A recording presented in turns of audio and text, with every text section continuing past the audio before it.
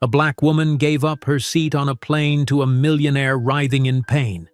But when he felt her calming presence beside him, he fell hard and made her an offer that could flip his entire world. But before we dive into the full story, let me know where you're watching from and what time it is. Now subscribe to the channel and let's get started. Zuri Johnson was exhausted. The 32-year-old hospice nurse had just completed a grueling 72-hour shift comforting patients in their final moments. Her deep brown eyes, usually so vibrant, were shadowed with fatigue as she shuffled through the crowded airport. She had one thought pushing her forward: home. After 2 weeks volunteering at an understaffed rural hospice facility, she was finally heading back to Chicago. The boarding call for her flight echoed through the terminal. Zuri adjusted her worn backpack and joined the line of passengers. Her modest dress and practical shoes stood in stark contrast to the business travelers with their sleek luggage and pressed suits. Not that she minded. Years of working in hospice care had taught her the true value of things, and designer labels weren't on that list.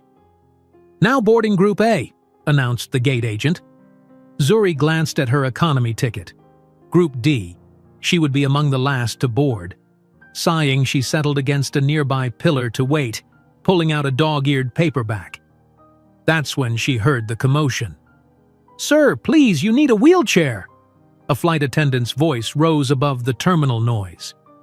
"I don't need a damn wheelchair," growled a male voice, deep and strained with pain. "Just get me on the plane!"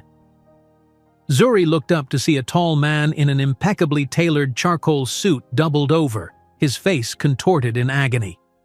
Despite his obvious pain, he radiated authority and wealth, from his handcrafted leather shoes to his platinum watch that probably cost more than her yearly salary. "Sir, I insist," the attendant began. "I said no." The man straightened slightly, revealing a handsome face with sharp features now pale and sweaty. He clutched his abdomen, swaying dangerously. Nursing instinct took over. Zuri was at his side in an instant, her fatigue forgotten. "Excuse me?" she said to the flustered attendant. "I'm a nurse. Let me help." Before either could respond, the man's knees buckled. Zuri caught him with surprising strength for her 5'6" frame, guiding him to a nearby seat. "Kidney stone," he managed through gritted teeth. "Had them before." Zuri nodded, her professional demeanor taking over. "Deep breaths," she instructed, her voice calm and authoritative. "When did the pain start?" 2 hours ago," he gasped. "Getting worse. Need to get home. My doctor." "I understand, but flying with this level of pain isn't wise," Zuri said gently. "The altitude changes can intensify the pain, and if it's blocking your ureter completely—" "I know the risks," he cut her off. "I have important meetings tomorrow. Can't miss them." The gate agent approached nervously. "Mr. Whitman, we're holding the flight, but we need to board now if you're traveling." Whitman. The name clicked in Zuri's mind. Xavier Whitman, tech billionaire and CEO of Whitman Industries. She'd seen his face in magazines and news segments, one of the youngest self-made billionaires in the country. "I'm boarding," he insisted, trying to stand again. Zuri made a quick decision. "What's your seat number?" "1A," the gate agent supplied. "First class? And there's no medical staff on board?" The agent shook her head. "No, ma'am." Zuri took a deep breath. "Mr. Whitman, I'm in seat 23C. I'll switch with you. Economy is closer to the lavatories and I can help monitor your condition during the flight." Xavier's pain-filled eyes met hers with surprise. "Why would you do that?" "Because you're in pain and it's what I do," she replied simply. "I'm a hospice nurse. Comfort is my specialty." For a moment, his guard seemed to drop, vulnerability replacing the hard edges of his face. Then another wave of pain hit and he doubled over again. "Fine," he gasped. Within minutes, the gate agent had switched their seats in the system, and Zuri found herself guiding the billionaire to her economy seat, ignoring the curious stares of other passengers. She helped him settle by the window, ensuring he had water and explaining to the flight attendants his condition. "I should introduce myself," she said once they were seated. "Zuri Johnson." "Xavier Whitman," he replied through clenched teeth, "though you already knew that." "Only after the gate agent said your name," Zuri admitted. "I don't follow business news much." Xavier studied her face, seemingly searching for deception. Finding none, he relaxed slightly. "Refreshing," he murmured. As the plane taxied, Zuri dug through her backpack and pulled out a small pouch. "Essential oils," she explained, seeing his skeptical expression. "Peppermint can help with pain and nausea." Without waiting for permission, she placed a few drops on a tissue and handed it to him. "Breathe deeply." Surprisingly, he complied, inhaling the sharp, clean scent. "Also, pressure points," she continued, taking his right hand. Her cool, smooth fingers pressed firmly between his thumb and forefinger. "This may help reduce the intensity." Xavier watched her, fascination momentarily overriding his pain. Her touch was professional yet somehow personal, confident without being invasive. As a man accustomed to people either intimidated by his wealth or eager to exploit it, her straightforward care was novel. "Why hospice?" he asked suddenly, trying to distract himself as the plane lifted off. Zuri considered the question. "Because everyone deserves dignity in their final moments," she finally said, "and because it teaches you what matters." "Which is?" "Not what most people think." Her eyes met his, steady and unimpressed by his status. Not stock portfolios or corner offices. Under different circumstances, Xavier might have been offended. Instead, as another wave of pain crashed through him, he found her presence oddly anchoring. Throughout the 3-hour flight, she quietly tended to him, offering pressure point techniques, ensuring he stayed hydrated and simply being a calm presence beside him. When his pain became overwhelming, she distracted him with stories of her patients, not the sad details of their deaths, but the beautiful moments of clarity and connection they experienced. She spoke of an elderly woman who reconciled with her estranged daughter in her final days, and a former opera singer who performed one last aria from her hospice bed. "People reveal their truest selves at the end," she told him. "All the pretense falls away." "And what do they regret most?" Xavier asked, genuinely curious. "Working too much," Zuri replied without hesitation. "Missing moments with loved ones. Choosing career over connection." She paused. "I've never had a patient say they wished they'd spent more time at the office." Xavier fell silent, her words hitting closer to home than he cared to admit. At 38, he had built an empire but had little else in his life. His marriage had ended 2 years ago, his friends were mostly business associates, and his family relationships were strained at best. As the plane began its descent, Xavier realized his pain had subsided to a dull ache, still present, but manageable. More surprisingly, for the first time in years, he'd spent hours not thinking about work, deadlines, or competitors. "We'll be landing soon," Zuri said, gathering her belongings. "You should see your doctor immediately. I can help arrange transportation." "Have dinner with me," Xavier interrupted. Zuri blinked, caught off guard. "Excuse me?" "Dinner, tonight, as a thank you." When she hesitated, he added, "Just dinner, I promise." She studied him, her expression unreadable. "Mr. Whitman?" "Xavier." "Xavier," she amended. "I appreciate the offer, but it's unnecessary. This is literally my job." "Not on your day off, on a commercial flight, giving up a first-class seat," he countered. "Please, just dinner." The plane touched down with a slight bump, and passengers around them began the ritual of retrieving items and powering on phones. Xavier's phone immediately buzzed with notifications, but for once he ignored them, his eyes still on Zuri. She sighed. "I'm exhausted. I've been working for 3 days straight. I probably smell like hospital disinfectant, and I just want to go home and sleep for 12 hours. "Tomorrow, then," her eyebrow raised. "You're persistent." "It's how I built my company," he said, allowing a small smile despite the lingering pain. "One of my better qualities according to some, one of my worst according to others." That earned him a slight smile in return.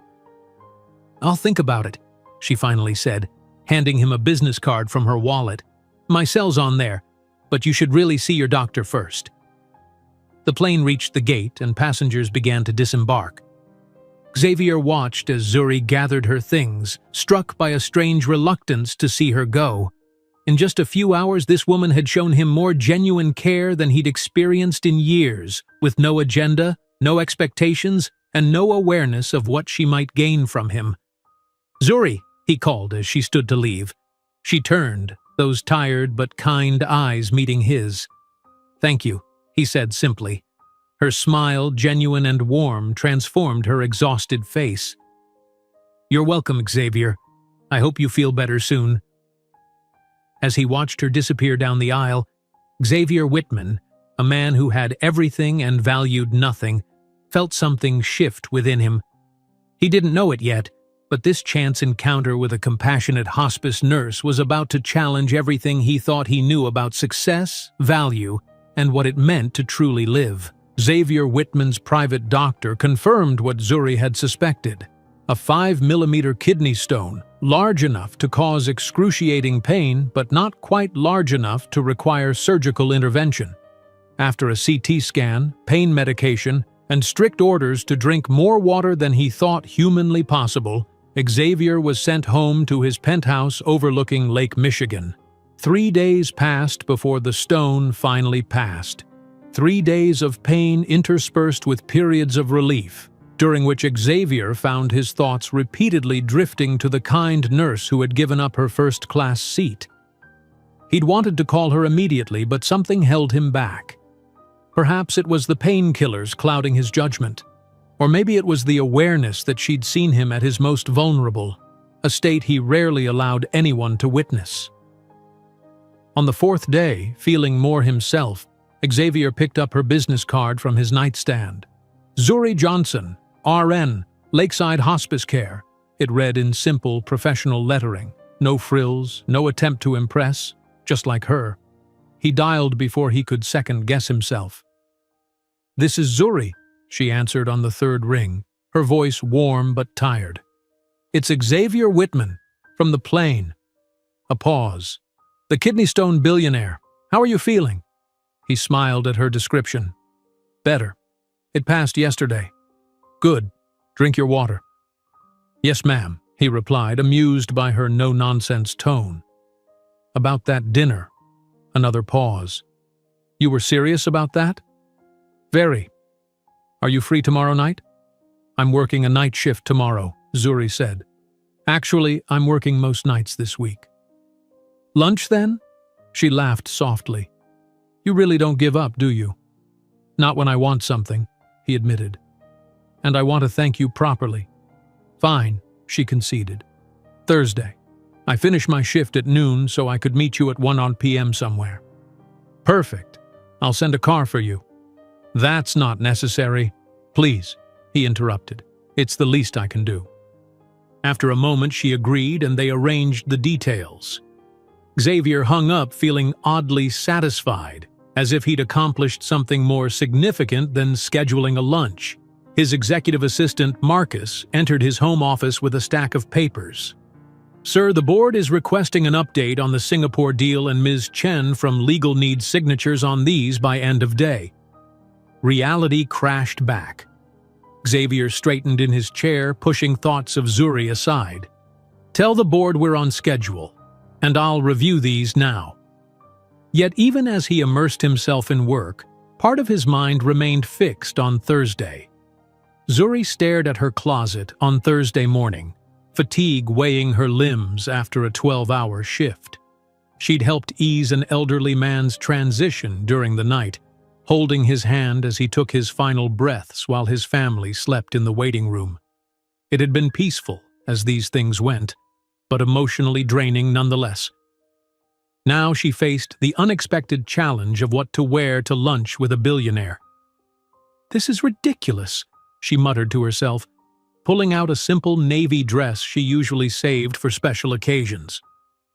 "It's just a thank-you lunch." Yet as she showered away the hospital scent and carefully applied light makeup, Zuri couldn't quite convince herself this was an ordinary meal.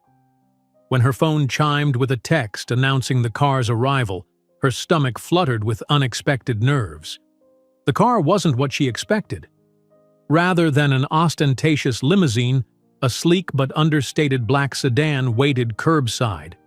The driver, a middle-aged woman with a kind smile, held the door for her. "Ms. Johnson? I'm Clara. Mr. Whitman sent me to bring you to the Terrace." The Terrace was one of Chicago's most exclusive restaurants, nestled on the rooftop of a historic building with panoramic views of the city and lake. Zuri had walked past it many times but never imagined dining there. Xavier was waiting when she arrived, rising from his table as she approached. Without the haze of pain, she was struck by how imposing he was, tall and broad-shouldered, with intensity radiating from him like heat from a furnace. His tailored suit probably cost more than her monthly rent, but he wore it with the casual ease of someone who didn't think about such things. "Zuri," he greeted her, his deep voice softer than she remembered. "Thank you for coming." "Thank you for the invitation," she replied, taking the seat a waiter pulled out for her. "Though this seems excessive for a simple thank you." Xavier smiled, the expression transforming his serious face. "I don't do anything by halves." "So I've gathered." She glanced around at the elegant setting, the white-clothed tables spaced far apart for privacy, the understated luxury that spoke of old money and discretion. "This is quite a place." "The chef is a genius," Xavier said, watching her. "And the view isn't bad either." Zuri met his gaze steadily. "I appreciate the gesture, but I should be clear about something. I didn't help you for a reward. I would have done the same for anyone." "I know," he said simply. "That's what makes it so unusual." A waiter appeared with water and menus, explaining the day's specials with rehearsed precision. When he departed, Xavier leaned forward slightly. "Tell me about your work," he said. "Hospice care must be challenging." The question surprised her. Most people avoided the topic of her job, uncomfortable with its proximity to death. "It is," she admitted, "but also deeply rewarding. I help people find peace in their final moments. I ensure they don't suffer, that they maintain dignity." "Why hospice specifically? Why not a specialty where you save lives?" Zuri considered the question, appreciating that he'd asked directly rather than dancing around it. "Because everyone focuses on saving lives, but few focus on making the end meaningful. And in hospice, I do save something, not lives, but the quality of remaining time." Xavier nodded slowly. "I've never thought about it that way. Most people don't until they need it." She sipped her water. "What about you? Why technology?" "Problem solving," he answered immediately. "I see inefficiencies in the world and fix them. Create solutions that improve lives." "Is that what drove you to start Whitman Industries? Improving lives?" A shadow crossed his face. "Initially, now it's—" He paused, searching for words. "More complicated." The waiter returned for their orders.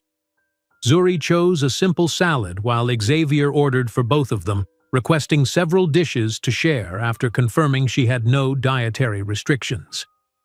"You'll want to try everything," he explained. "Chef Marcel's food is an experience." When they were alone again, Zuri steered the conversation back. "You were saying it's more complicated now." Xavier studied her, as if assessing how much to reveal. "Success changes things," he finally said. "When you build something that grows beyond your expectations, it takes on a life of its own. The company needs constant feeding, more innovation, more growth, more market share." "Sounds exhausting." "It is." He smiled ruefully. "But it's what I created." "And what about outside of work? Family? Friends?" "Divorced," he said curtly. "No children, few true friends, many acquaintances who want something from me." "That sounds lonely," Zuri observed, her voice free of judgment. Xavier looked momentarily startled by her directness. "I suppose it is," he admitted. "I don't think about it much." "Maybe you should." Their food arrived, small, artfully arranged plates that looked more like art than sustenance. Zuri tentatively tried each dish, surprised by the explosion of flavors. "This is amazing," she conceded. Xavier watched her enjoy the food with evident pleasure. "Tell me about your family," he said. Zuri's expression softened. "My parents live in Atlanta. Dad's a high school music teacher. Mom's a librarian. I have a younger brother who's a social worker in Baltimore. We're close, talk every week at least." "You come from a family of helpers," Xavier observed. "I suppose we are," she agreed. "We were raised to believe that a life in service to others is a life well lived." "And do you believe that?" "I do." She met his gaze. "But service takes many forms. What you do, creating technology that solves problems, that's service too, if done with the right intentions." Xavier fell silent, thoughtfully chewing a bite of seared scallop. When he spoke again, his voice had a different quality to it, less guarded, more genuine. "The Singapore deal we're working on now, it started as a way to bring affordable internet access to remote regions. Now it's become about market domination and stock prices." Zuri sensed he rarely shared such honest reflections. "What happened?" "The board, investors, quarterly reports." He shrugged. "The machinery of business. And you can't change that? It's not that simple." "Isn't it?" Zuri challenged gently. "You're Xavier Whitman. From what I've read on the Flight magazine, you built this company from nothing. If anyone can redefine its direction, it's you." Xavier stared at her, something shifting in his expression. "Most people don't speak to me this way." "I'm not most people," she replied simply. "No," he agreed. "You certainly aren't." The meal continued, their conversation flowing more easily. Xavier found himself sharing details about his childhood, growing up in a middle-class neighborhood in Detroit, his early interest in computers, the scholarship that got him to MIT, the garage where he built his first prototype. In turn, Zuri told him about her journey to nursing, the patients who had changed her perspective, the small joys and profound sorrows of her daily work. She spoke without self-consciousness, her passion evident in every word. As dessert arrived, a delicate confection of chocolate and berries, Xavier realized with a start that 2 hours had passed. He couldn't remember the last time he'd sat through a meal without checking his phone or thinking about work. "I've kept you too long," he said. "You must be tired after your shift." "I am," Zuri admitted. "But this was nice. Unexpected, but nice." When the check came, Xavier tucked his credit card in without looking at the total. "May I see you again?" The question hung between them, transforming their thank-you lunch into something else entirely. Zuri studied him, her expression thoughtful. "Why?" The directness of her question caught him off guard. "Because I enjoy your company," he said honestly. "Because you see things differently than anyone else in my life." "I'm not sure we make sense, Xavier. Different worlds, different priorities." "Maybe that's exactly why we should explore this further." She hesitated, then reached for her purse. "I'll think about it." As they left the restaurant, Xavier guided her with a light touch at the small of her back. "I'll have Clara drive you home." "That's not necessary." "Please," he interrupted softly. "It would make me feel better." Zuri relented, suddenly aware of how tired she truly was. At the curb, before she got into the waiting car, she turned to face him. "Thank you for lunch. It was lovely." "The pleasure was mine," Xavier replied, his eyes intent on hers. "Will you let me know about seeing each other again?" Zuri nodded, a small smile playing at her lips. "I will. Get some rest, Xavier, and drink your water." He laughed, a genuine sound that seemed to surprise even him. "Yes, ma'am." As the car pulled away, Xavier remained on the sidewalk, watching until it disappeared into traffic.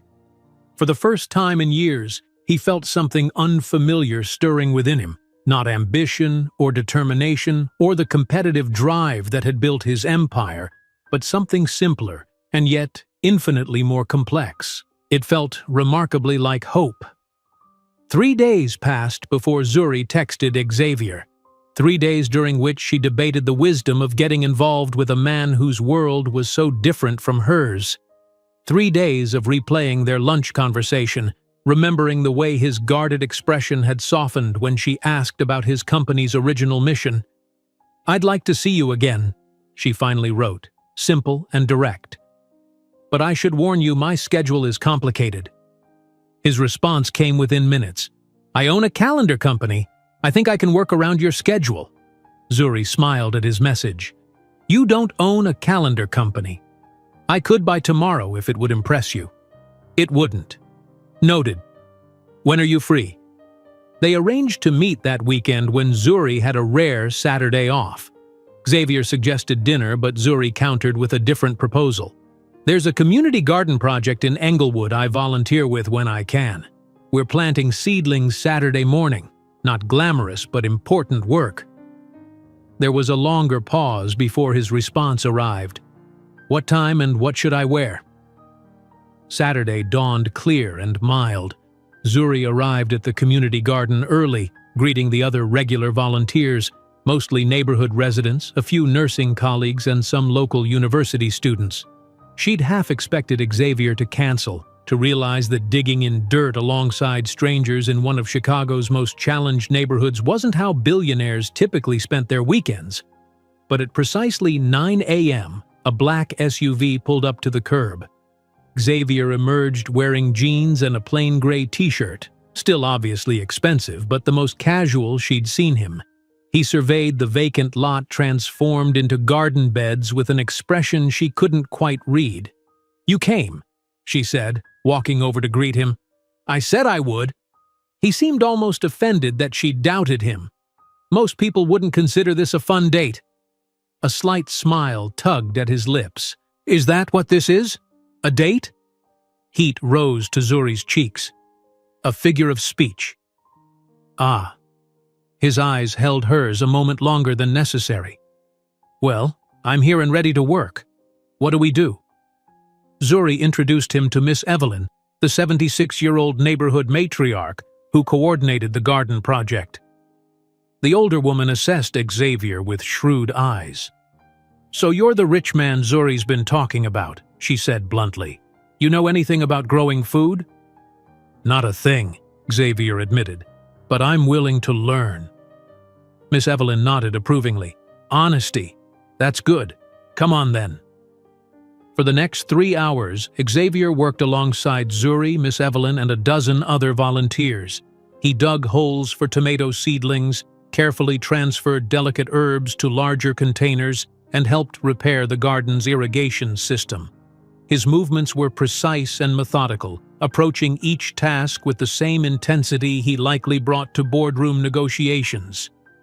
Zuri watched him from the corner of her eye as she worked nearby, noting how he listened attentively to Miss Evelyn's instructions, how he engaged a shy 10-year-old boy in conversation about the different vegetables they were planting, how his initial stiffness gradually gave way to genuine engagement. By midday, Xavier's designer jeans were stained with soil and sweat dampened his shirt. When Miss Evelyn announced lunch break, he looked almost disappointed. "The community center provides lunch for volunteers," Zuri explained, leading him toward a nearby building. "Nothing fancy, but good."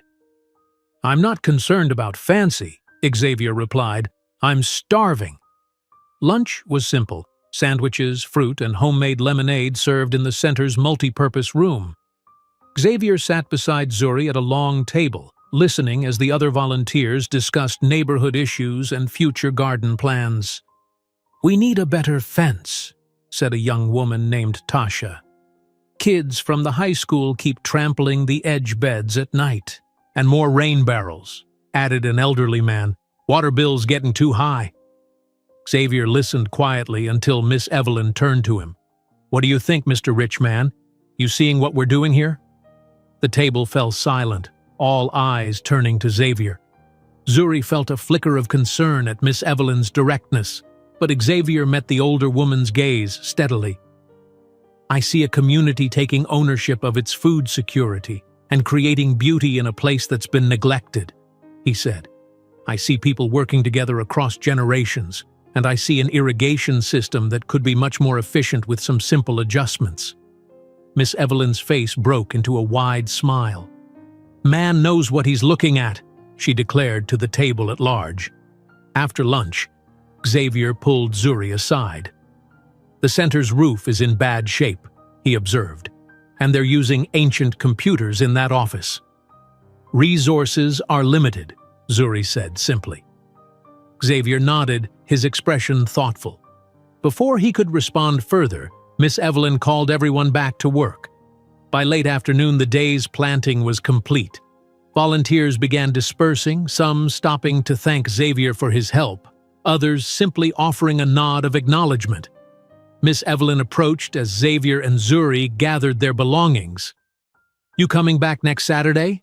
she asked Xavier directly. He glanced at Zuri before answering. "If I'm welcome." "You worked hard, didn't complain. That makes you welcome."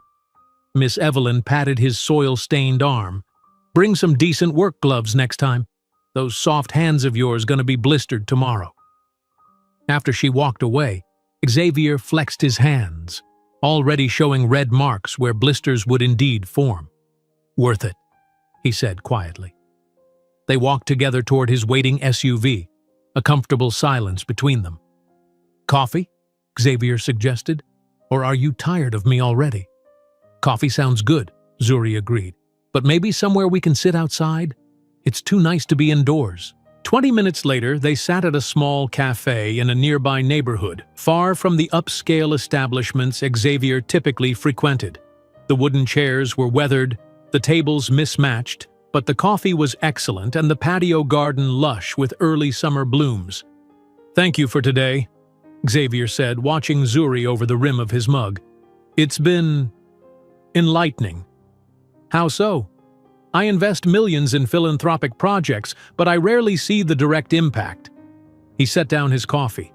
"Today I planted 37 tomato seedlings that will feed actual people in a few months. There's a concreteness to that I wasn't expecting." Zuri smiled. "That's why I love the garden project. In hospice work, I deal with endings. The garden is about beginnings, growth, continuation. Balance," Xavier nodded. "You found balance." "I try." She studied him. "What about you? Any balance in your life?" Xavier's expression turned rueful. "Not much. Work consumes most of my time. By necessity or choice." The question hung between them, Xavier taking his time to consider it. "Both," he finally admitted. "The company needs attention to thrive, but I also use work to avoid other aspects of life." "Like what?"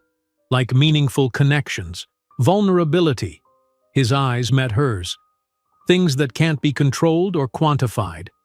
Zuri felt a flutter in her chest at his honesty. "That's remarkably self-aware." "I've had a lot of therapy," he replied with a slight smile. "My ex-wife's parting gift, the name of her psychologist." "And did it help?"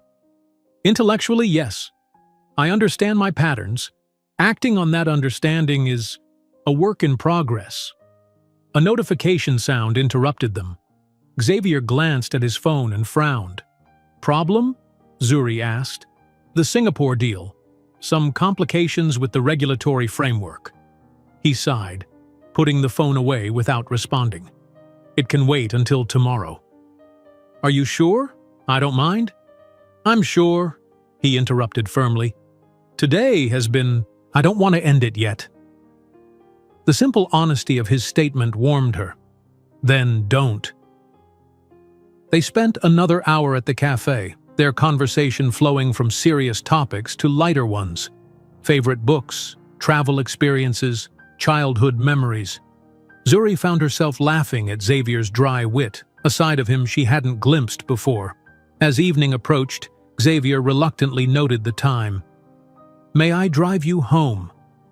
Zuri hesitated, then nodded. "I'd like that." In the car, Xavier's driver maintained a discreet silence as they traveled to Zuri's neighborhood. Comfortable but modest. far from the lakefront luxury where Xavier resided. When they reached her apartment building, Xavier walked her to the entrance. "I have a foundation board meeting tomorrow," he said, "but I'd like to see you again soon." "I'm working nights all week," Zuri replied, "but I finish early Friday morning." "Breakfast then? I know a place with the best beignets outside of New Orleans." "That sounds perfect." Zuri shifted slightly, suddenly aware of the intimate space between them, of Xavier's height and the gentle intensity of his gaze. "Zuri," he said softly, "today was the first day in years I didn't think about work for hours at a time. Thank you for that gift." Before she could respond, he leaned down and brushed his lips against her cheek, a brief, gentle touch that felt more meaningful than any passionate kiss could have. "Rest well," he murmured, pulling back. "I'll see you Friday." Zuri watched him return to his car, her skin tingling where his lips had touched. As the SUV pulled away, her phone chimed with a text message, already counting the hours until Friday. X. Inside her apartment, Zuri kicked off her shoes and sank onto her sofa, mind swirling with conflicting emotions. The day had revealed a different Xavier than the powerful CEO she'd first met, a man willing to get his hands dirty, to listen and learn, to engage with a world entirely outside his experience. It was attractive. Dangerously so. Her phone rang, the screen displaying her mother's name. "Hey, Mom," she answered. "There you are. I've been trying to reach you all day. How was your gardening project?" Zuri hesitated, not ready to share Xavier with anyone yet, even her mother. "It was good, productive. You sound different. Did something happen?" Mothers, Zuri thought with a sigh. Nothing escaped them. "I met someone," she admitted. "Oh?" Her mother's interest was immediately piqued. "A nice someone?" "I think so. It's very new." "Well, I want to hear all about him when you're ready. Is he a nurse too?" Zuri laughed softly. "No, Mom. He's in technology." After promising more details soon, Zuri ended the call and headed for the shower, washing away the day's dirt while replaying moments with Xavier in her mind. The careful way he'd handled the seedlings, his thoughtful questions to Miss Evelyn, the genuine interest in his eyes when she spoke. Dangerous indeed, she thought as she dried off. But perhaps worth the risk. Across town, Xavier entered his penthouse, immediately shedding his soil-stained clothes and heading for the shower. As hot water cascaded over him, he found himself smiling at the memory of Miss Evelyn's blunt questions, of the shy boy's excitement when their tomato plants were in the ground, of Zuri's face in the dappled sunlight of the cafe patio. His phone rang as he wrapped a towel around his waist. The caller ID showed his chief operating officer. "Marcus," he answered. "It's Saturday night. What's so urgent?" "The Singapore regulators are pushing back on our data privacy protocols. The legal team needs direction before the Asian markets open tomorrow." Xavier walked to his floor-to-ceiling windows, gazing out at the glittering city below. 6 months ago, even 1 month ago, he would have immediately switched to work mode, spending his Saturday night on conference calls and reviewing documents. Tonight, his mind kept returning to 37 tomato plants and Zuri's smile. "Tell legal to draft a proposal that exceeds their privacy requirements by 20%, he said decisively. "And Marcus, unless the building's on fire, don't call me again until Monday morning." He ended the call before his COO could respond, turning away from the city view to look at his dirt-embedded fingernails and the beginning blisters on his palms. Worth it, he thought, echoing his earlier sentiment. Definitely worth it. Friday morning arrived with golden sunlight streaming through the windows of Café Beignet, a small, authentic New Orleans-style eatery tucked away in a quiet corner of Chicago. Xavier had arrived early, securing a table by the window. He checked his watch, 7:58 a.m. Zuri would be here any minute, coming straight from her night shift. He'd barely slept, his mind consumed with the Singapore deal complications. The regulatory issues had escalated, and his executive team was pushing for compromises that would prioritize profit over the original mission of providing affordable internet access. The old Xavier would have agreed without hesitation. The new Xavier, the one influenced by a certain hospice nurse with unwavering principles, found himself resistant. The cafe door opened, and Zuri entered. Even after a 12-hour shift, she carried herself with quiet dignity. Her scrubs were gone, replaced by simple jeans and a soft blue sweater, her braids pulled back in a loose ponytail. Dark circles shadowed her eyes, but her smile when she spotted him lit up her entire face. Xavier stood as she approached, suddenly aware of his racing heart. "Good morning." "Morning," she replied, sinking gratefully into the chair across from him. "Sorry if I'm not the best company. It was a long night." "Difficult cases?" She nodded. A 42-year-old mother of 3, pancreatic cancer. Her kids came to say goodbye. Xavier reached across the table, covering her hand with his. "I don't know how you do it. Some days, I don't either," she admitted. "But then I remember what a privilege it is to help people through their most vulnerable moments." She gently squeezed his hand before withdrawing hers. "Enough about my night. Tell me about these famous beignets." On cue, a server arrived with a plate piled high with powdered sugar-dusted pastries and 2 cups of chicory coffee. Zuri's eyes widened appreciatively. "The owner is from Louisiana," Xavier explained. "He uses his grandmother's recipe. Try one."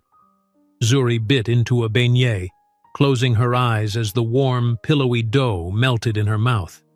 "Oh my goodness," she murmured. "That's incredible."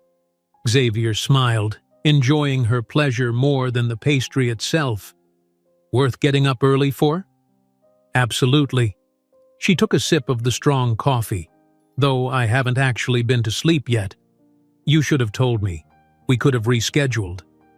"I wanted to see you," she said simply, her directness catching him off guard again. "Besides, this is perfect post-shift food, sugar and caffeine, a nurse's best friends." They ate in comfortable silence for a few moments, Zuri visibly relaxing as the coffee did its work. Xavier watched her, struck again by her natural beauty. No designer clothes or expensive makeup, just genuine warmth and those expressive eyes that seemed to see through his carefully constructed facade. "You're staring," she observed, licking powdered sugar from her fingers. "Sorry," he said, not looking away. "You're beautiful." A blush darkened her cheeks. "Sleep deprivation looks good on me?" "Everything looks good on you." The words escaped before he could temper them. "You're different from anyone I've ever known, Zuri." She studied him, her expression turning thoughtful. "Different how?" "Authentic, unimpressed by wealth or status, completely comfortable in your own skin." Xavier leaned forward slightly. "Do you know how rare that is in my world?" "I can imagine," she replied. "But I think you're giving me too much credit. I have my own insecurities like anyone else." "Such as?" She hesitated, then said, "Sometimes I wonder if I'm doing enough. If comforting the dying is enough when there's so much need in the world. From where I'm sitting, you do more good in a day than most people do in a lifetime." Zuri shook her head. "There you go again, overestimating me. I don't think that's possible." His phone buzzed insistently in his pocket. Xavier ignored it. "You should get that," Zuri said. "It might be important." "It's always important," he replied with a rueful smile. "That's the problem." The phone buzzed again. With a sigh, Xavier checked the screen. "It's Marcus, my COO. The third call in 10 minutes. "Answer it," Zuri urged. "I don't mind." With a reluctant nod, Xavier accepted the call. "This better be urgent, Marcus." Zuri watched as Xavier's expression darkened, his posture stiffening as he listened to whatever crisis had erupted. She sipped her coffee, trying not to eavesdrop on his clipped responses. "No, absolutely not. I don't care what the board thinks. That was never the intention of this project." He pinched the bridge of his nose, frustration evident. "Fine. I'll be there in 30 minutes." He ended the call, looking genuinely apologetic. "I'm sorry. There's a situation I need to handle in person." "Work emergency?" "The Singapore deal. The original mission was to provide affordable internet access to underserved communities, but now the board and investors are pushing to prioritize profit margins." Xavier's jaw tightened. They want to limit access to premium customers and charge rates that would exclude most of the population we originally intended to help. Zuri considered him thoughtfully. "And you disagree?" "I do, but I'm being outvoted by people who see quarterly profits as the only measure of success." "You're the CEO," Zuri pointed out. "Don't you have the final say?" "It's complicated." Xavier ran a hand through his hair, a gesture she was beginning to recognize as a sign of inner conflict. "I answer to the board, and the board answers to shareholders who want maximum returns on their investments." "At the expense of your company's ethics?" The bluntness of her question seemed to startle him. "That's a very direct way of putting it." "I'm a direct person," Zuri replied with a small smile, "especially when I'm tired." Xavier's phone buzzed again. He glanced at it and grimaced. "I really need to go." "I understand," she said, and she did. Whatever was happening clearly had him troubled. "Go save your company's soul." He looked at her for a long moment, something shifting in his expression. "Have dinner with me tonight, at my place. I'll cook." "You cook?" she asked, unable to hide her surprise. "I'm a man of many hidden talents," he replied, a hint of his usual confidence returning. "Please say yes. I want to make up for cutting this short." "Yes," Zuri agreed, finding herself reluctant to end their time together despite her exhaustion. "Text me the address and time." Xavier stood, dropping enough cash on the table to cover their meal several times over. Before leaving, he leaned down and, with a gentleness that contrasted with his powerful presence, kissed her cheek again, this time lingering just a fraction longer. "Get some rest," he murmured close to her ear. "I'll see you tonight." Zuri watched him stride out of the cafe, phone already at his ear, transforming back into the commanding CEO she'd first glimpsed on the plane. Yet she'd seen beneath that exterior now, had glimpsed the man struggling to reconcile his original vision with the realities of corporate pressure. With a deep yawn, she finished her coffee and gathered her things. Sleep was calling, and tonight promised to be interesting. Xavier's penthouse kitchen gleamed with high-end appliances that rarely saw use. Tonight, however, every surface was occupied. Cutting boards laden with chopped vegetables, pans simmering on the professional-grade stove, and a bottle of expensive red wine breathing on the counter. He moved with surprising confidence between tasks, the precision that served him in business translating well to cooking. The emergency board meeting had been contentious, ending with a temporary compromise that satisfied no one. Xavier had bought himself a week to find a solution that would honor both the original mission and the financial realities of the project. Now, as evening fell over Chicago, he found himself more concerned with the perfect sear on sea scallops than billion-dollar deals. The domesticity of the moment struck him as both foreign and oddly satisfying. His home security system alerted him to Zuri's arrival in the lobby. "Send her up," he instructed the doorman through the intercom. Minutes later, a soft knock sounded at his door. Xavier wiped his hands on a kitchen towel and took a deep breath, suddenly nervous. He opened the door to find Zuri looking rested and radiant in a simple black dress, her hair styled in loose waves around her shoulders. "Hi," she said, looking a bit uncertain herself. She held out a small plant. "I brought you this instead of wine. It's a peace lily, easy to care for and good for air quality." Xavier accepted the plant, touched by the thoughtfulness of the gift. "Thank you. Come in." Zuri stepped inside, her eyes widening as she took in his home. The penthouse was spectacular by any standard. floor-to-ceiling windows showcasing panoramic lake and city views, minimalist furnishings in neutral tones, and original artwork adorning the walls. Despite its obvious luxury, it felt strangely impersonal, more like a high-end hotel suite than a home. "This is quite a place," she said diplomatically. "It's sterile," Xavier replied, recognizing the truth in her careful assessment. The decorator called it curated minimalism. "I call it what happens when you let someone else design your living space."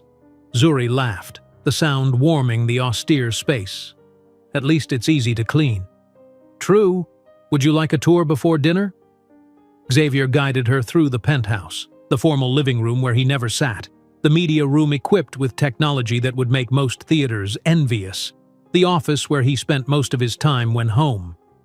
Zuri noticed there were no personal photographs, no mementos or items that told the story of the man who lived here. "What's behind these?" she asked, pointing to closed double doors. "The master suite," Xavier replied. "Bedroom, bathroom, closets. May I?" When he nodded, Zuri pushed open the doors. Unlike the rest of the penthouse, the bedroom showed signs of actual habitation: a book on the nightstand, a sweater draped over a chair, a pair of running shoes by the dresser. The space was dominated by a massive bed and more of those incredible windows, currently showcasing a sunset painting the sky in brilliant oranges and pinks. "This feels more like you," Zuri observed. "It's the only room the decorator didn't finish," Xavier admitted. "She quit when I rejected her third proposal for custom draperies." Zuri turned to him with an amused smile. "You're difficult to work with?" "So I've been told." His expression turned more serious. "The truth is, I've never cared much about my surroundings as long as they're functional. The company has always been my focus." "A home should be more than functional," Zuri said gently. "It should reflect who you are, what matters to you." Xavier considered her words. "I'm not sure I know how to create that." "You start by filling it with things that have meaning, that tell your story." She gestured around the room.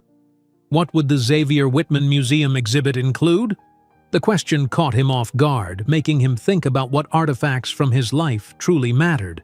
Before he could respond, a timer chimed from the kitchen. "Saved by the bell," he said with a slight smile. "Dinner's ready." In the kitchen, Xavier plated the meal with the same precision he applied to everything: seared scallops over risotto, roasted vegetables arranged artfully on the side. "This looks amazing," Zuri said as he guided her to the dining table, already set with fine china and crystal. "I'm impressed." "Don't be too impressed until you've tasted it," Xavier warned, pulling out her chair. "Cooking is relatively new for me." "When did you learn?" "After my divorce," he replied, pouring wine into her glass. "I found myself alone in this big place, working until all hours. Eventually, I got tired of takeout. Cooking became therapeutic." "It can be," Zuri agreed, taking her first bite. Her eyes widened in appreciation. "This is delicious, seriously." Xavier felt an unexpected surge of pride at her approval. They ate slowly, conversation flowing easily between them. Zuri told him about her afternoon, how she'd slept for a few hours, called her parents, and gone for a long walk by the lake before preparing for their evening. In turn, Xavier described the tense board meeting and his struggle to stay true to the original vision for the Singapore project. "What would happen if you simply refused to compromise?" Zuri asked. Xavier set down his fork, considering the question. "Potentially, a vote of no confidence from the board, removal as CEO, significant financial losses. Are those outcomes worse than betraying what you believe in?" Her question hung in the air between them, simple yet profound. Xavier felt something shifting inside him, a recalibration of priorities that had begun the moment he met her on that plane. "A week ago, I would have said yes without hesitation," he admitted. "The company has been my identity for so long, but now—" He met her gaze across the table. "Now I'm not so sure." Zuri reached across, her fingers brushing his. That sounds like progress to me. The moment was charged with something deeper than attraction. A recognition, perhaps, that they were at the beginning of a journey neither had anticipated, but both were increasingly willing to explore. As the evening continued, Xavier found himself more relaxed than he could remember being in years. After dinner, they moved to his rarely used terrace, where the night air was cool but pleasant. Side by side in comfortable chairs, wine glasses in hand, they talked about everything and nothing: favorite books, childhood dreams, the simple pleasures that made life worthwhile. "I've never brought anyone here before," Xavier confessed after a comfortable silence. "Not even my ex-wife. This penthouse was purchased after our divorce." "Why me?" Zuri asked softly. Xavier turned to look at her, his expression open and vulnerable in a way few people had ever witnessed. "Because with you, I don't feel the need to perform. To be the successful CEO or the tough negotiator or whatever role I'm expected to play." "And who are you when you're not performing?" "I'm still figuring that out," he replied honestly. "But I'd like to figure it out with you beside me." The simple declaration hung in the night air, more intimate than any passionate avowal could have been. Zuri set down her wine glass and moved to stand before him, her eyes reflecting the city lights. "I'd like that too," she said, her voice barely above a whisper. Xavier rose to meet her, closing the distance between them. This time, when he leaned down, his lips found hers in a kiss that began gently but quickly deepened, expressing everything they weren't yet ready to say in words. Zuri's arms wound around his neck as she responded with equal fervor, her body melting against his. When they finally parted, both slightly breathless, Xavier rested his forehead against hers. "Stay," he murmured. Zuri pulled back slightly, meeting his gaze. "I don't think that's a good idea. Not yet."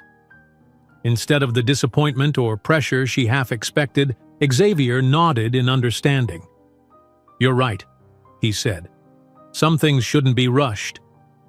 His respect for her boundaries only made Zuri more certain she was falling for this complex man.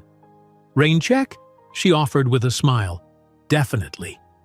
Xavier brushed his thumb across her cheek. "But the night doesn't have to end yet. Tell me more about the community garden. What are you planting next?" Over the next 3 weeks, Xavier and Zuri fell into a rhythm that worked around their demanding schedules. Morning coffees before her shifts, late dinners after his meetings, weekend mornings at the community garden, where Xavier had become a regular, much to Miss Evelyn's approval. She'd even started calling him X instead of Mr. Richman, a sign of acceptance that Zuri assured him was significant. They were taking things slowly, savoring the discovery of each other. Xavier found himself increasingly drawn to Zuri's world, the community connections, the meaningful work, the authentic relationships. He'd never experienced anything like it. His life had always been transactional, focused on achievement and acquisition rather than connection. Tonight was different, though. Tonight, Zuri was entering his world for the first time. Whitman Industries' annual charity gala was one of Chicago's premier social events, raising millions for educational initiatives in underserved communities. In previous years, Xavier had treated it as a necessary business function. This year, with Zuri as his date, he found himself actually looking forward to it. His driver pulled up to Zuri's apartment building precisely at 7. Xavier straightened his bow tie and checked his watch, a nervous habit he couldn't seem to shake. When Zuri emerged from her building, he momentarily forgot to breathe. She wore a floor-length gown in deep emerald that complemented her skin tone perfectly. The design was elegant, yet simple. No excessive beading or dramatic flourishes, just clean lines that accentuated her natural grace. Her braids were swept up in an intricate style, revealing the smooth curve of her neck and shoulders. Xavier stepped out of the car to greet her, suddenly feeling like an awkward teenager rather than a powerful CEO. "You look incredible," he said, his voice lower than usual. "Thank you." Zuri smiled, a hint of nervousness in her eyes. This isn't my usual scene. I had to call my friend Tasha for emergency fashion advice. She guided you well. Xavier offered his arm, which she took with a small smile. Ready to brave the lion's den? Are they that bad? Some are, he admitted as they settled into the car. Chicago's elite can be judgmental, but the event raises money for a good cause. Zuri adjusted the small clutch purse on her lap. Tell me about the educational initiatives. What exactly are we supporting tonight? As Xavier described the scholarship programs and technological resources the foundation provided, he was struck by Zuri's thoughtful questions. Unlike many of his usual companions at such events, she was genuinely interested in the impact rather than the prestige of association. You've created something meaningful, she said when he finished explaining. You should be proud. It was my mother's idea, actually, Xavier admitted. She was a public school teacher in Detroit. When I made my first million, she insisted I use some of it to help kids like I had been, smart, but without resources. Zuri's eyes softened. You never mentioned your mother before. She passed away 5 years ago. Cancer. Xavier looked out the window, memories surfacing. She would have liked you. I wish I could have met her. So do I. He turned back to Zuri, taking her hand. She was the most authentic person I knew. Until you. The car pulled up to the gala venue, a historic Chicago hotel transformed for the evening with elegant lighting and floral arrangements.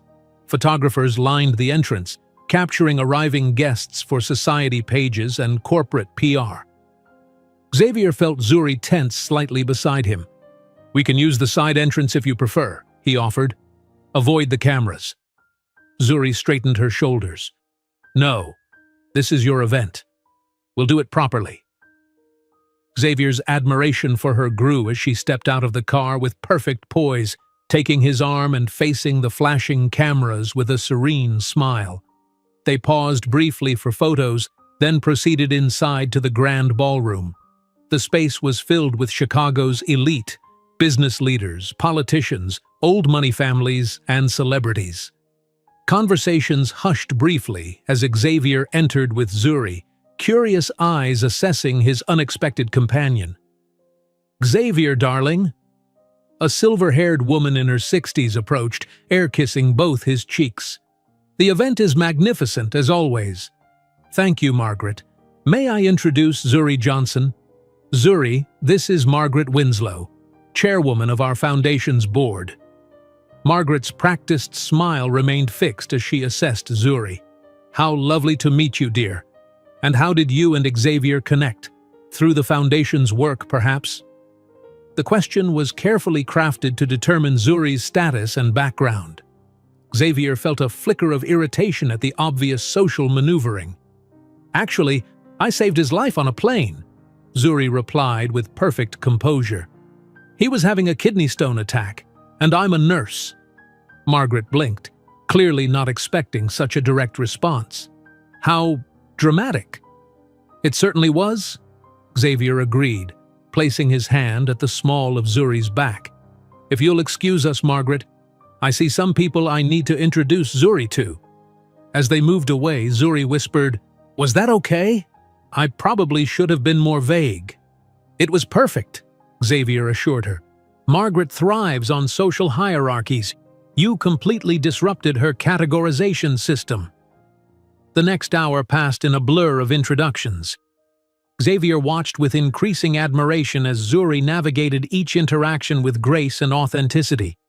When asked about her work, she spoke of hospice care with such compassion and conviction that even the most status-conscious guests were visibly moved.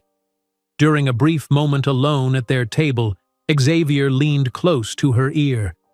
You're amazing, you know that? You belong in any room you choose to enter. Zuri smiled, her eyes reflecting the soft glow of the chandeliers. I'm just being myself. Exactly. Xavier's gaze was intense. That's the most courageous thing anyone can do in a room like this. Their moment was interrupted by a tall, elegantly dressed woman approaching their table, her calculating eyes fixed on Xavier. "Hello, Xavier," she said coolly. "It's been a while." Xavier's expression shifted, becoming more guarded. "Vanessa, I didn't know you'd be here tonight. The Tremaine Foundation always supports educational causes." Her gaze shifted to Zuri, assessment in her eyes. "Won't you introduce me to your friend?" "Of course, Zuri Johnson. This is Vanessa Tremaine, my ex-wife." Zuri maintained her composure admirably, extending her hand. "Pleased to meet you." Vanessa's handshake was brief. "Likewise. So, how did you two meet?" Xavier doesn't typically move in healthcare circles. The slight emphasis was subtle but unmistakable. Xavier tensed, but before he could respond, Zuri answered with perfect poise. "We had a chance encounter on a flight. Sometimes life presents unexpected connections." How serendipitous. Vanessa's smile didn't reach her eyes. Xavier always did have a talent for surprising choices. "I consider it one of my better qualities," Xavier replied smoothly. "If you'll excuse us, Vanessa, the program is about to begin." As she walked away, Zuri turned to Xavier. "So that's your ex-wife?" "Yes. I apologize for her behavior." "No need. I've dealt with far worse from family members of patients." Zuri's expression was sympathetic. "She still has feelings for you." Xavier looked surprised. "Vanessa? No. Our marriage ended because neither of us truly had feelings for the other. It was a strategic partnership that made sense at the time." "That's sad." "It was pragmatic," Xavier corrected. "Vanessa wanted access to my tech world connections for her family's investment firm. I wanted entree into Chicago's old money circles to legitimize Whitman Industries. And love wasn't a consideration?" Xavier hesitated. "We respected each other. We were compatible in terms of goals and lifestyle. I thought that was enough." "And now?" His eyes met hers, intense and honest. "Now I know it isn't. Not even close." The moment was interrupted by the evening's MC calling for attention. The formal program began. Speeches about the Foundation's work, testimonials from scholarship recipients, and the obligatory recognition of major donors. Xavier was called to the stage to give his annual address. In previous years, he'd delivered a carefully scripted speech focusing on innovation and opportunity. Tonight, looking out at the audience and finding Zuri's warm eyes, he set aside his prepared remarks. "Good evening," he began. "We're here tonight because education changed my life. As the son of a single mother teaching in Detroit's public schools, I saw firsthand the difference that one caring mentor, one opportunity, one scholarship can make." He paused, his gaze finding Zuri again. "But recently I've been reminded that education is just the beginning. True success isn't measured in wealth accumulated or power attained. It's measured in lives touched, in authenticity lived, in courage shown when facing difficult choices." The ballroom was silent, guests exchanging surprised glances at this departure from Xavier's usual polished corporate rhetoric. "Our foundation's work matters because every child deserves not just an education, but a chance to become their truest self, to discover what genuinely matters to them, not what society dictates should matter." As he continued speaking from the heart, Xavier watched Zuri's expression, pride, affection, and something deeper reflected in her eyes. When he concluded to enthusiastic applause, he felt lighter somehow, as if speaking his truth had lifted a weight he hadn't realized he was carrying.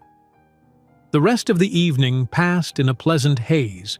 The foundation raised a record amount, exceeding last year's total by nearly 30%.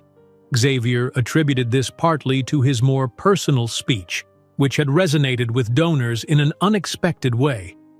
As they finally made their way to the car shortly after midnight, Zuri looked tired but happy. "You were wonderful tonight," she said as they settled into the back seat. "That speech. It wasn't what they expected, was it?" "No," Xavier admitted. "It wasn't what I expected either. You're changing me, Zuri." "I'm not trying to change you. I know that's precisely why it's happening." The car pulled away from the hotel, gliding through Chicago's nearly empty streets. Xavier gazed at Zuri's profile in the passing streetlights, struck again by her beauty. Not just physical, but the beauty of her spirit, her integrity, her complete comfort with herself. "Would you like to come back to my place?" he asked softly. "Just to talk, maybe have a nightcap. I'm not ready for this evening to end." Zuri turned to him, her expression thoughtful. After a moment, she nodded. "Neither am I." At the penthouse, Xavier poured them each a small glass of cognac. They moved to the terrace where the night air was cool but pleasant. Zuri slipped off her heels with a sigh of relief, curling her feet under her on the comfortable outdoor sofa. "Tell me about your mother," she said after a comfortable silence. "You mentioned she was a teacher?" Xavier smiled, memories washing over him. "She was extraordinary. Raised me alone after my father left when I was 3. Worked 2 jobs sometimes to make ends meet, but never complained. She saw potential in everyone. Her students, her neighbors, strangers on the bus. She sounds wonderful." She was. And stubborn. He chuckled. "When I made my first million and wanted to buy her a house, she refused. Said her modest home was perfectly adequate and I should use the money to help others instead. That's how the foundation started." "I wish I could have known her," Zuri said softly. "She would have adored you." Xavier set down his glass. "You remind me of her in some ways. The same integrity, the same clarity about what matters." Zuri studied him in the soft lighting. "You have those qualities too, Xavier. They might have gotten buried under expectations and business pressures, but they're there. I see them." Her words touched something deep within him. Impulsively, he reached for her hand, bringing it to his lips. "Thank you for seeing me. The real me, not the CEO or the billionaire or whatever label the world has attached." "Thank you for letting me see you," she replied, her eyes holding his. "I know that's not easy for you." The moment stretched between them, charged with unspoken emotions. Xavier leaned forward slowly, giving her time to pull away if she wished.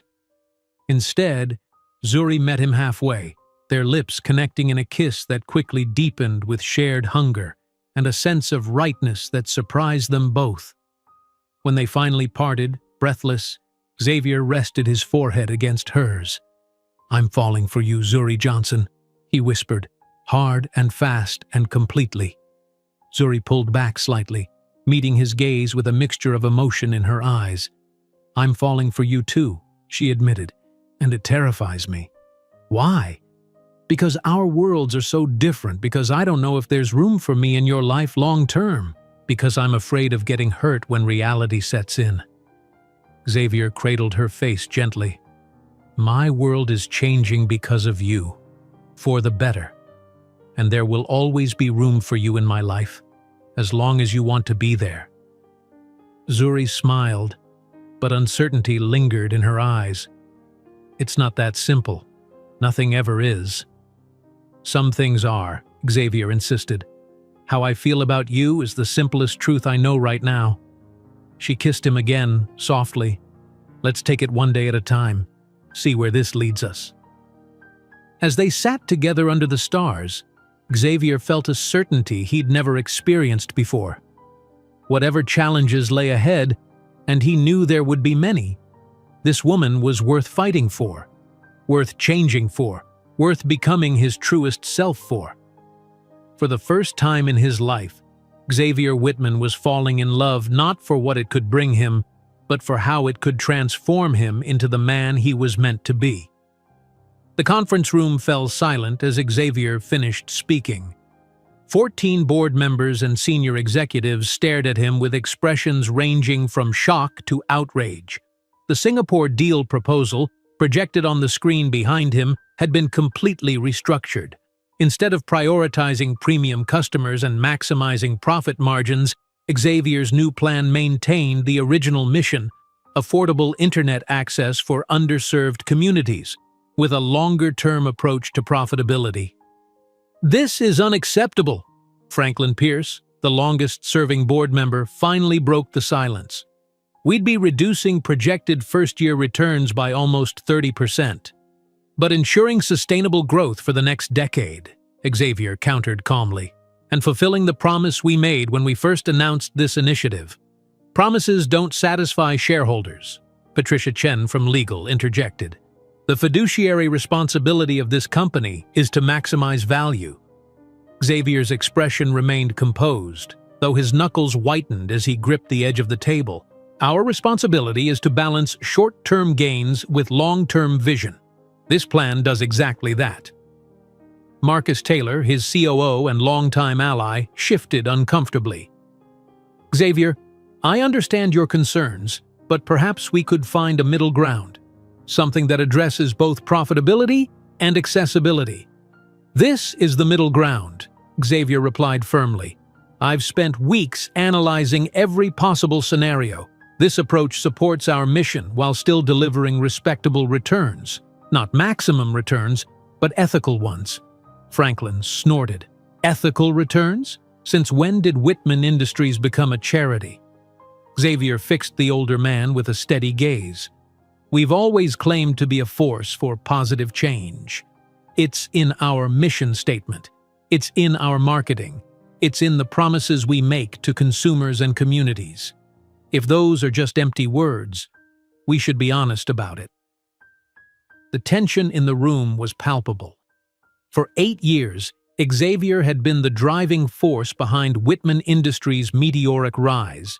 His vision, his determination, his ruthless pursuit of growth had transformed a garage startup into a global technology leader.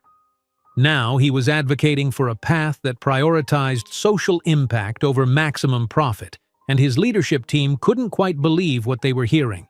I move that we table this discussion, Franklin finally said. Give everyone time to review the numbers more thoroughly. The regulatory deadline is tomorrow, Xavier reminded them. We either proceed with this plan or revert to the original proposal, which I cannot and will not support. Patricia Chen exchanged glances with several other board members. Are you issuing some kind of ultimatum, Xavier? I'm stating my position clearly. If the board chooses to proceed with the original plan, you'll need to do so with a different CEO. The declaration hung in the air, heavy with implication. Xavier had never threatened to resign before, not even during the company's most difficult periods. You can't be serious, Marcus said quietly. I've never been more serious. Xavier surveyed the room, making eye contact with each person. I founded this company to solve real problems, to make technology accessible to those who needed it most. Somewhere along the way, we lost sight of that. I lost sight of that. I'm not willing to continue down that path. Franklin Pierce's face had turned an alarming shade of red. This is about that woman, isn't it? That nurse you've been seen with. She's filled your head with some bleeding heart nonsense. Leave Ms. Johnson out of this.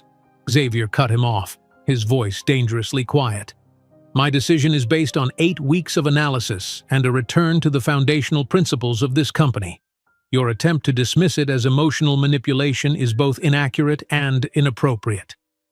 The elderly board member subsided, but his expression remained mutinous.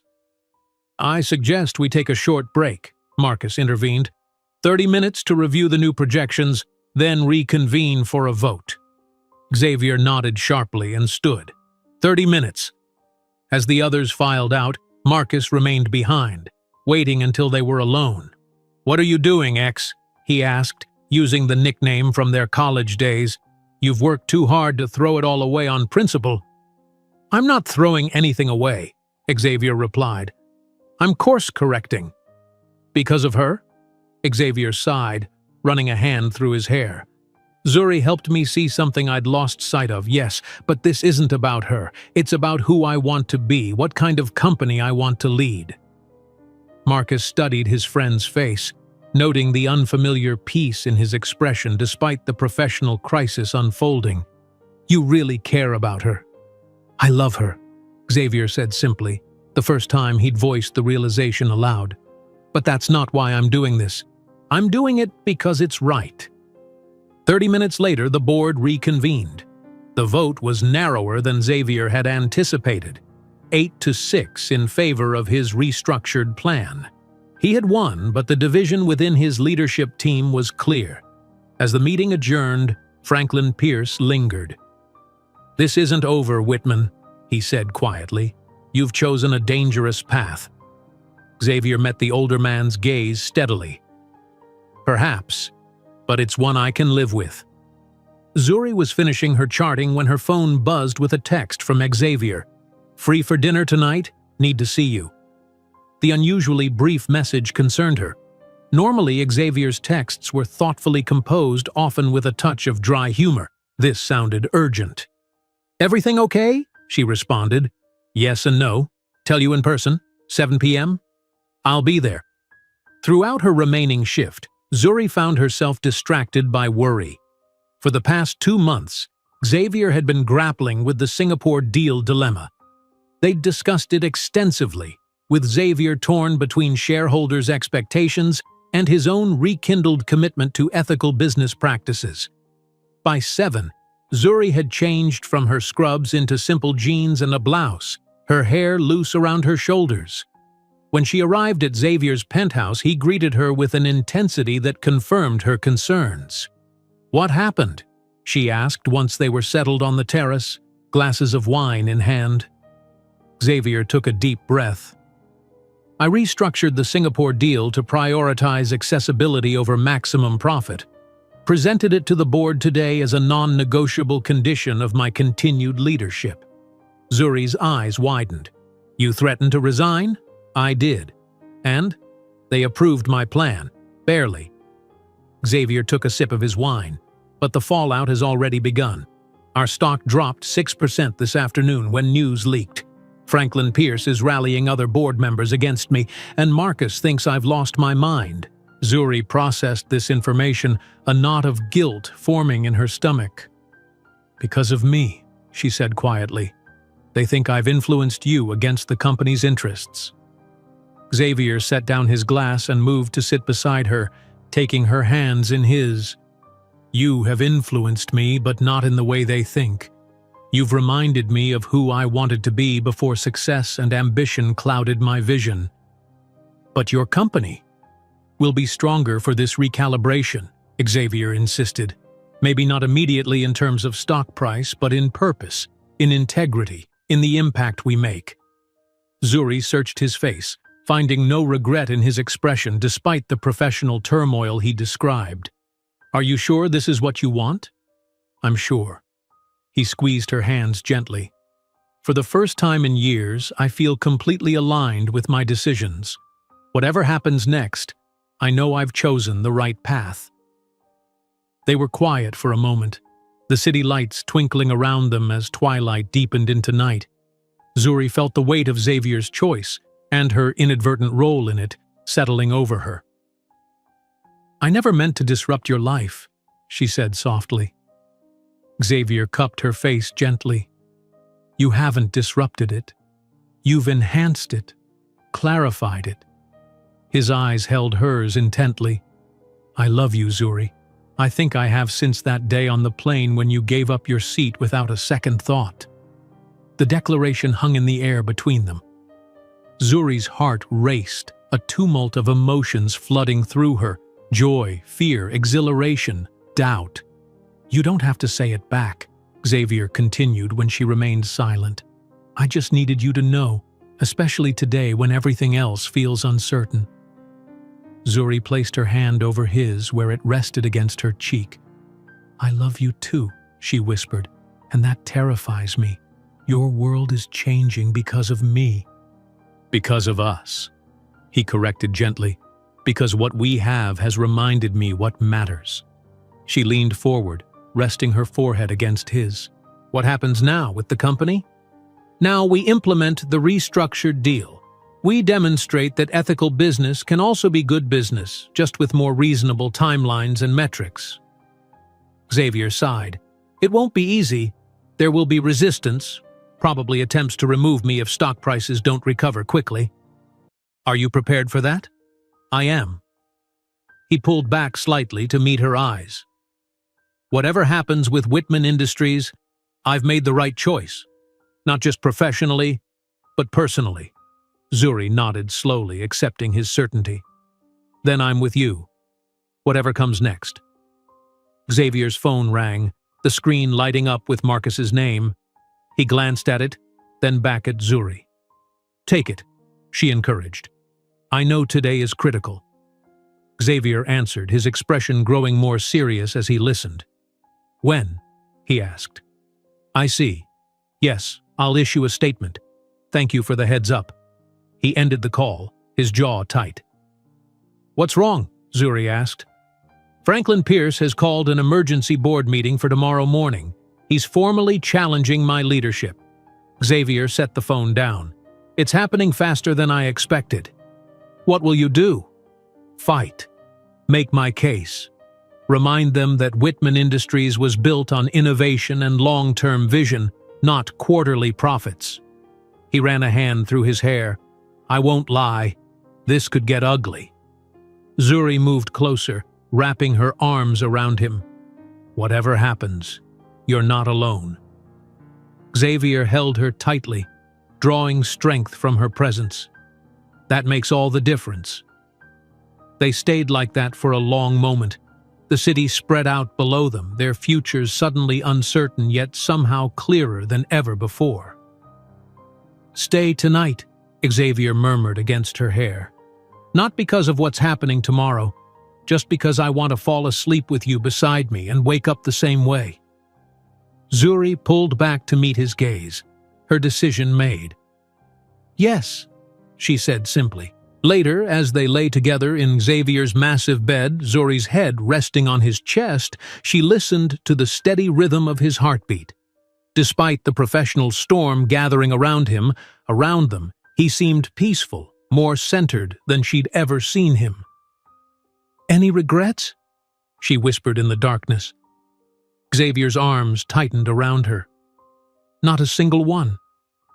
Even if tomorrow goes badly? Even then. He kissed the top of her head. I spent years building a company at the expense of building a life. Thanks to you, I'm finally correcting that imbalance. Zuri traced patterns on his skin, thinking of the patients she'd cared for, the regrets they'd shared in their final days. None had ever wished for more time at the office, more money, more status. They'd wished for more moments of connection, more authenticity, more love. Whatever happens tomorrow, she said softly, we'll face it together. Together, Xavier echoed, the word a promise in the quiet night. As Zuri drifted toward sleep, she reflected on the unlikely path that had brought them here. A kidney stone, a first-class seat exchange. Two people from different worlds finding in each other exactly what they hadn't known they were seeking.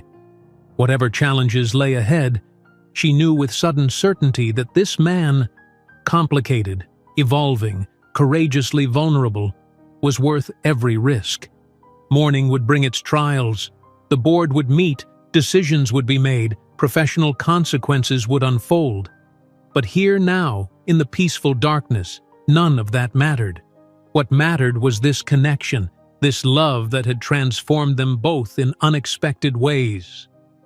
Life, Zuri knew from her hospice work, was too short for anything less than authentic living. Xavier was choosing that path, whatever the cost, and she was choosing to walk it with him for as long as their journey lasted. The morning headlines were brutal. Whitman Industries stock plummets amid CEO's ethical stance. Xavier Whitman, visionary leader or corporate liability.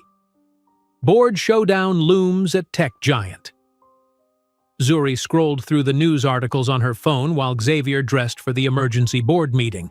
He moved with deliberate calm, selecting a charcoal suit that projected authority without ostentation. They're calling you everything from a misguided idealist to a corporate traitor, she said, looking up from the phone. Xavier adjusted his tie in the mirror. What are they saying about you? Zuri hesitated. That I'm influencing your judgment. The hospice nurse who brought a billionaire to his knees is one of the kinder descriptions. His expression hardened. I'm sorry they're dragging you into this. I'm more worried about you. She set the phone aside and approached him, straightening his already perfect tie. Are you ready for this? As ready as I'll ever be. He covered her hands with his. Whatever happens today, please remember that this is my choice, my company, my decision, my responsibility. I know, she said softly.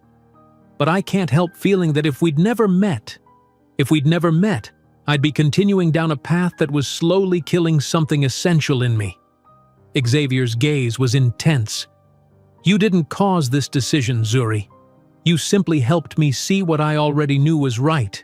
She nodded, though the guilt wasn't entirely assuaged. Call me as soon as it's over? I will. He kissed her, a lingering connection that conveyed everything words couldn't. As Xavier headed for the door, Zuri called after him. Xavier? He turned. No matter what happens in that meeting, I'm proud of you. Something in his expression shifted, a vulnerability few people ever witnessed. That means more than you know. After he left, Zuri busied herself making the bed, brewing coffee, trying not to check the news every 5 minutes. She had the day off from the hospice, a rare weekday freedom that now felt like torture as she waited for updates. Her phone rang just after 11. Expecting Xavier, she was surprised to see her mother's name on the screen. Mom? Everything okay? Zuri Marie Johnson, why am I reading about you in the Chicago Tribune? Her mother's voice was a mixture of concern and curiosity. There's a picture of you with Xavier Whitman at some fancy gala, and the article says you're the reason he's risking his company. Zuri sank onto the sofa. It's complicated, Mom. Then uncomplicate it for me. You told me you were seeing someone in technology. You didn't mention he was one of the richest men in the country. Would it have mattered? Her mother sighed. Of course not, honey. But I am concerned about seeing my daughter's name in headlines about a corporate power struggle.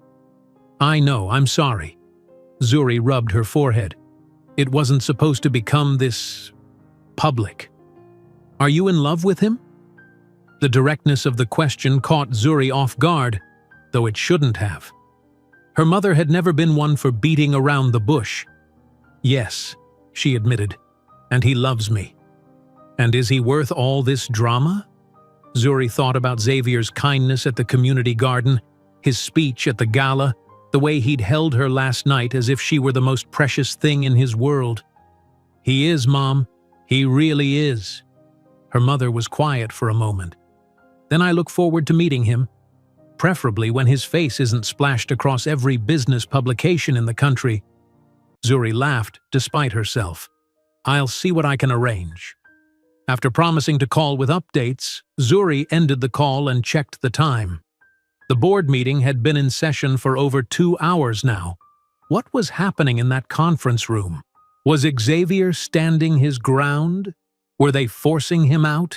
Her phone buzzed with a text from Marcus Taylor, Xavier's COO, whose number Xavier had added to her contacts, just in case. Meeting still ongoing. X holding firm. Vote likely within the hour. The brief message did little to calm her nerves, but she appreciated the update.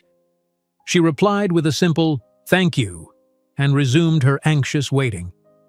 To distract herself, Zuri called the hospice to check on a few patients she was particularly concerned about. Her colleague Linda updated her on their conditions, then paused.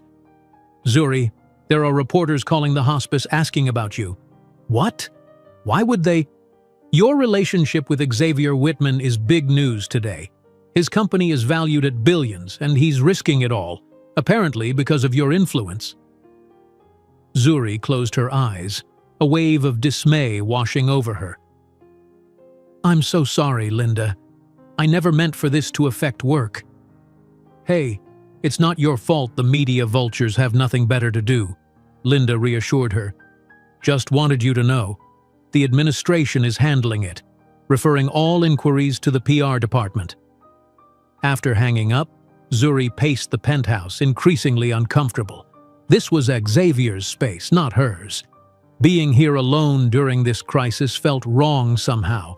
She needed to be somewhere else, somewhere that centered her. Making a quick decision, she gathered her things and left, sending Xavier a text that she'd meet him later. There was one place she knew she could find perspective. The community garden was quiet on a Thursday morning, only a few regular volunteers tending to the growing plants. Miss Evelyn looked up from her weeding as Zuri approached, her shrewd eyes assessing. "Thought you might show up today," the older woman said, straightening with a slight groan. "Saw your man on the news this morning." "You did?" Zuri knelt beside her, automatically beginning to weed a row of peppers. They're saying he's gone soft because of you." Miss Evelyn chuckled, as if having principles means a man's gone soft. Zuri worked in silence for a moment, the familiar activity soothing her nerves. "Did I do the right thing, Miss Evelyn? Getting involved with him?" The older woman considered the question, taking her time as she always did with important matters. "Can't answer that for you, child, but I'll tell you what I see. I see a man who looked at the world different after meeting you, not because you demanded it, but because you showed him another way to be. And now he might lose everything he's built." "Might," Miss Evelyn nodded, "or might build something better, something that lasts in a way money and power never will." They worked side by side for another hour, the physical labor and Miss Evelyn's quiet wisdom providing exactly the grounding Zuri needed. When her phone finally rang, Xavier's name appearing on the screen, she answered with soil-stained fingers. "Xavier, how did it go?" "It's over," he said, his voice tired but steady. "Can you meet me?" "Of course. Where?" "The lakefront. Our bench. I'll be there in 20 minutes. Miss Evelyn watched as Zuri gathered her things. "Go to him," she said simply. "Whatever happened, that man needs you now."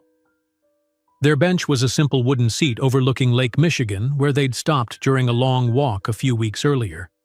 Xavier was already there when Zuri arrived, his suit jacket discarded, tie loosened, hair ruffled by the lake breeze. He stood as she approached, and something in his expression made her heart clench. She quickened her pace, reaching for him.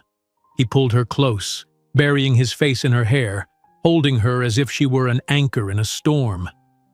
"What happened?" she asked softly when he finally loosened his grip. They sat on the bench, Xavier taking a deep breath before speaking. "I'm no longer CEO of Whitman Industries." Despite expecting this possibility, the reality of it hit Zuri hard. "They removed you?" "Not exactly.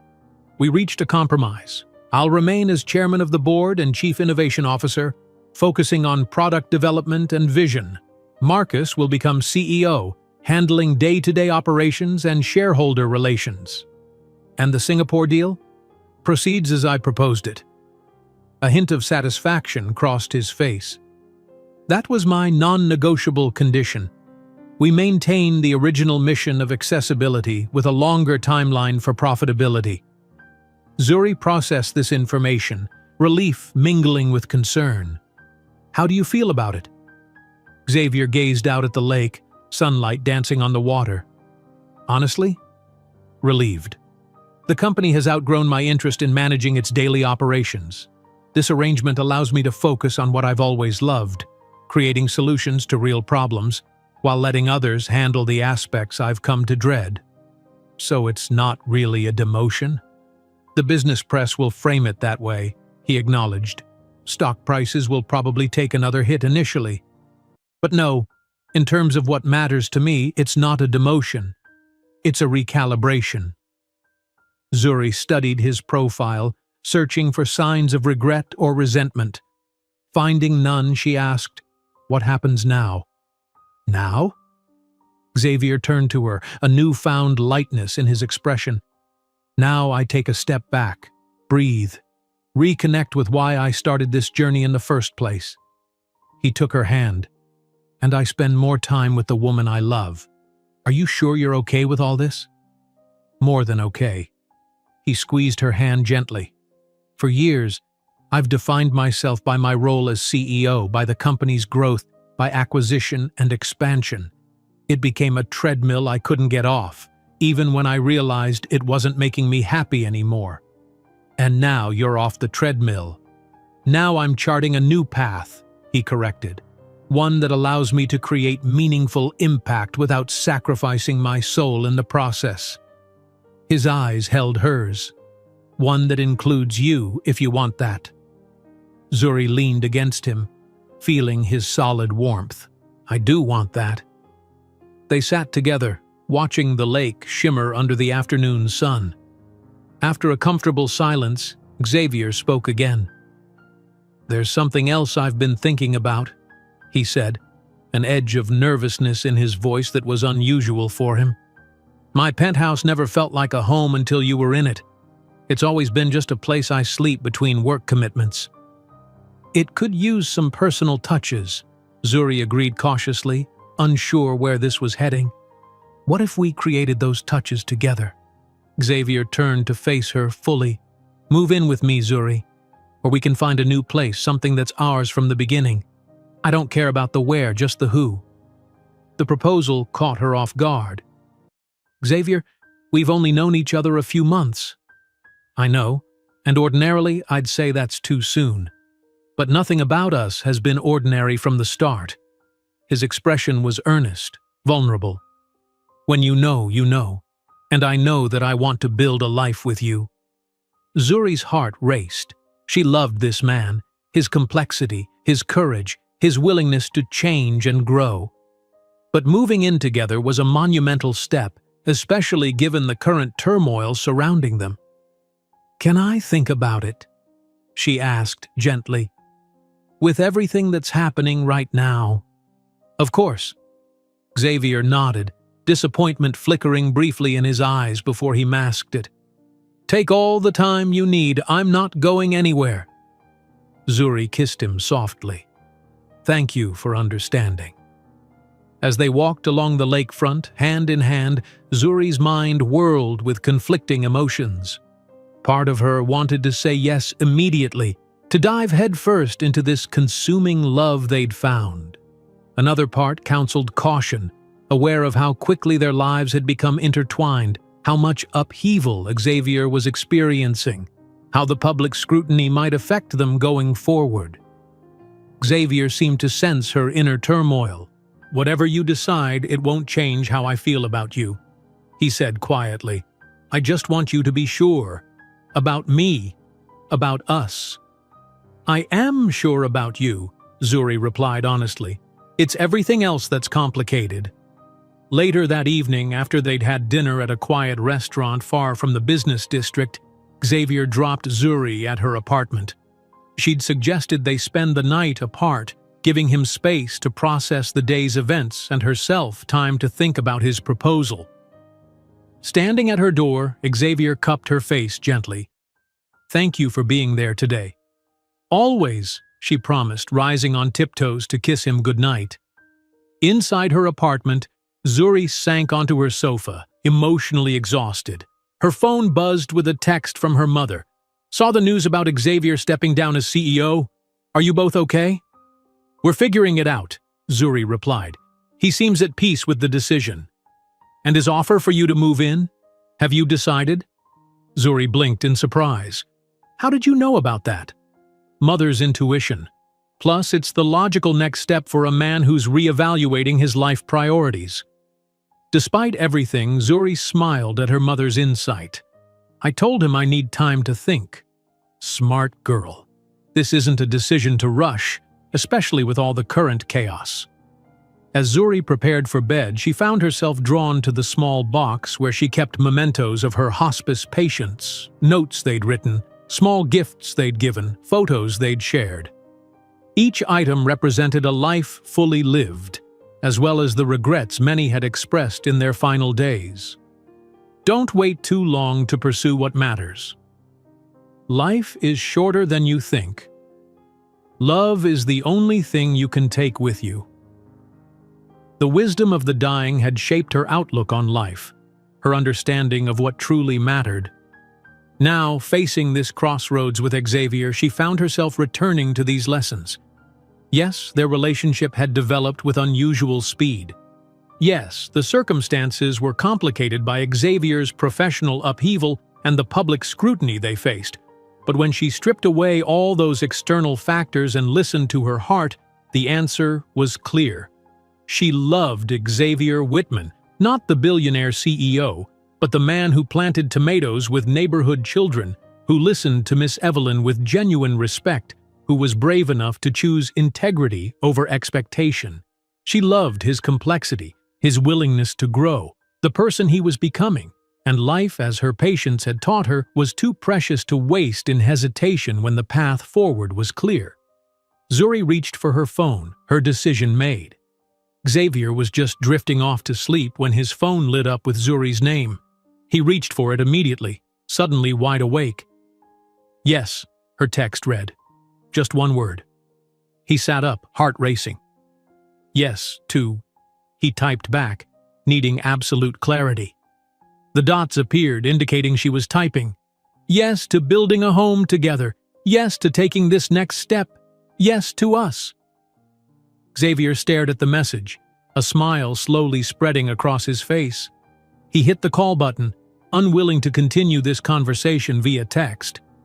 "Hey," Zuri answered, her voice soft but certain. "Are you sure?" Xavier asked without preamble. "I don't want you to feel pressured, especially with everything that's happening." "I'm sure," she replied.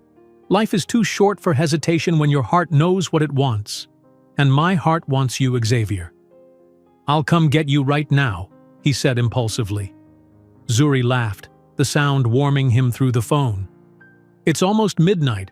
I have an early shift tomorrow, but this weekend we can start figuring out the details." "This weekend," Xavier agreed, his mind already racing ahead. "I love you, Zuri, more than I have words for." "I love you too," she said simply. "Now get some sleep. You've had quite a day." After they hung up, Xavier lay awake, staring at the ceiling, his world simultaneously unraveling and reshaping into something new and infinitely more meaningful. For the first time in his adult life, professional upheaval didn't feel like failure. It felt like transformation, and Zuri would be beside him through it all. The business press might frame today as Xavier Whitman's downfall, but lying alone in his too large bed, he felt nothing but gratitude for the kidney stone that had brought Zuri Johnson into his life and catalyzed the most authentic chapter of his existence. The following weeks brought a flurry of changes. Xavier formally transitioned leadership to Marcus, while carving out his new role as chairman and chief innovation officer.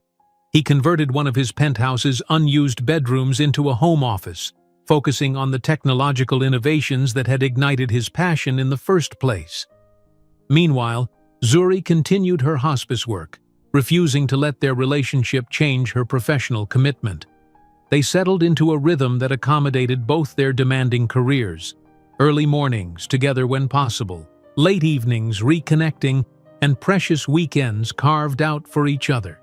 The media attention gradually shifted as the business world absorbed Whitman Industries' leadership changes and moved on to fresher controversies. Xavier's decision was dissected in business schools and boardrooms, with opinions split between those who viewed it as a principled stand and others who saw it as a cautionary tale of personal relationships interfering with business judgment. Through it all, Xavier and Zuri remained focused on building their shared life, deciding ultimately to find a new place together rather than adapt his penthouse or her apartment. They wanted a fresh start, a home that reflected both of them from its inception. "What about this one?" Xavier asked one Saturday morning, showing Zuri a listing on his tablet. They were at the community garden, taking a break from planting fall crops. The property was a historic brownstone in a diverse neighborhood not far from the lakefront. Zuri studied the photos. "It's beautiful, but what?" "It's enormous, Xavier. And the price tag—" She shook her head. "That's obscene." He sighed, still adjusting to Zuri's perspective on money. It has space for your family to visit, a garden for growing things, an office for me, and room for—" He hesitated, then forged ahead. "Room for a family someday, if that's something you want." Zuri's expression softened, her hand finding his. "I do want that, eventually, but let's not get ahead of ourselves." "Too much, too soon?" He smiled ruefully. "That seems to be my pattern with you." "I prefer to think of it as enthusiasm." She kissed his cheek, leaving a smudge of dirt. "Let's keep looking. Something that feels right for both of us." Miss Evelyn approached, basket of harvested vegetables on her hip. "You too house hunting?" she asked, noting the tablet.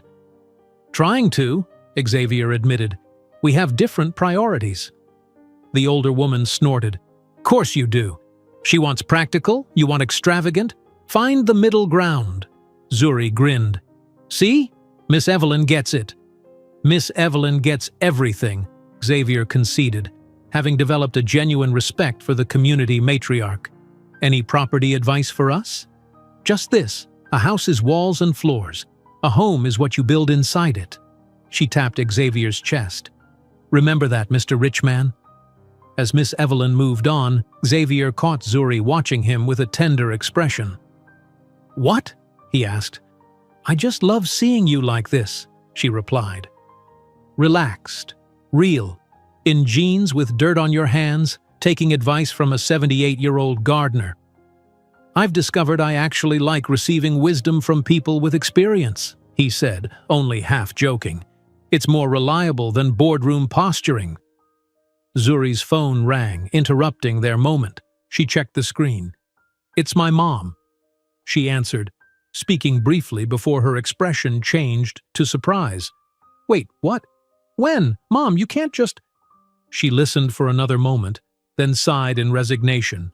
"Fine. Yes, we'll be there." Ending the call, she turned to Xavier with a mixture of exasperation and amusement. "So, how do you feel about meeting my family? Tonight?" Xavier raised an eyebrow. "Tonight?"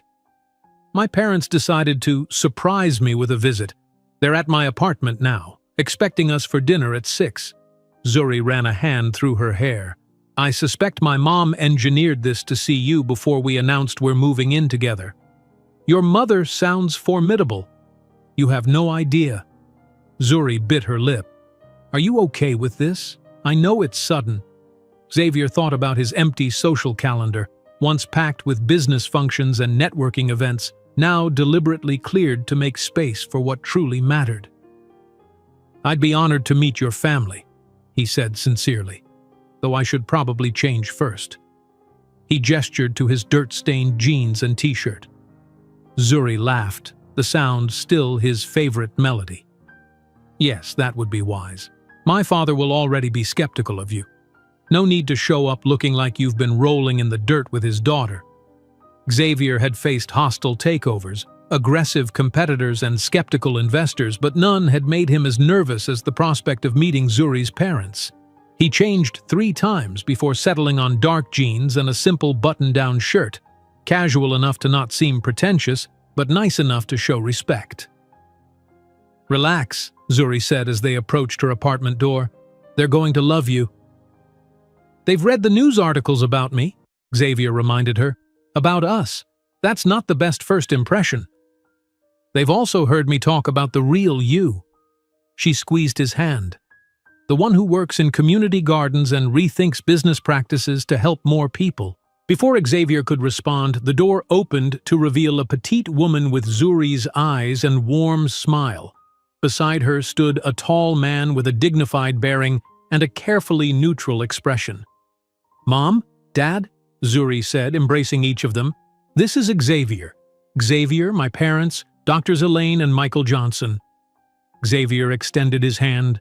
"It's a pleasure to meet you both." Dr. Michael Johnson's handshake was firm, his assessment direct. "Mr. Whitman, please, call me Xavier." Elaine's welcome was warmer as she ushered them inside. Come in, come in. I've been cooking all day."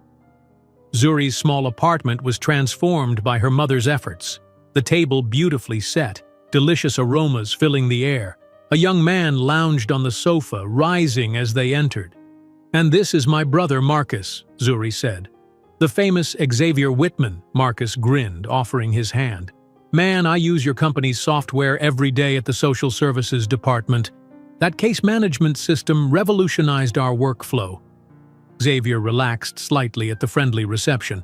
"I'm glad to hear it's making a difference." "Dinner's ready," Elaine announced. "Let's eat while everything's hot." At the table, conversation flowed more easily than Xavier had anticipated. Elaine was a pediatric neurologist, Michael a professor of music education at Spelman College in Atlanta. They were intelligent, warm, and clearly devoted to their children, and to each other, exchanging affectionate glances that spoke of decades of partnership. "So, Xavier," Michael said during a pause in the conversation, "my daughter tells me you're no longer CEO of your company. Was that a difficult decision?" Zuri tensed beside him, but Xavier appreciated the direct approach. "It was necessary rather than difficult," he answered honestly. "The company needed a direction correction, and this arrangement allows me to focus on innovation rather than administrative duties." "And this direction correction was inspired by Zuri?" Michael pressed. "Dad," Zuri protested. "It's a fair question," Xavier said gently. "Not inspired by Zuri directly, no. But knowing her has reminded me of values I'd let slide in pursuit of corporate growth.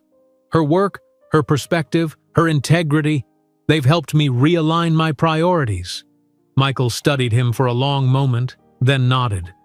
"Good answer." "Too good," Marcus joked. "Did you rehearse that in the car, man?" The tension broke as everyone laughed, including Xavier. The conversation shifted to lighter topics. Family stories that made Zuri blush, Marcus's work with at-risk youth, plans for the holidays. "Zuri mentioned you two are looking for a place together," Elaine said as she served homemade peach cobbler for dessert. Xavier glanced at Zuri, who gave a small shrug. Of course she'd told her mother. "We are," he confirmed. "We're still exploring neighborhoods, finding somewhere that feels right for both of us." "That's a big step," Michael observed, his tone carefully neutral. "It is," Xavier agreed. "But when you know you've found your person, you don't want to waste time." "And you believe my daughter is your person?" Michael's gaze was penetrating.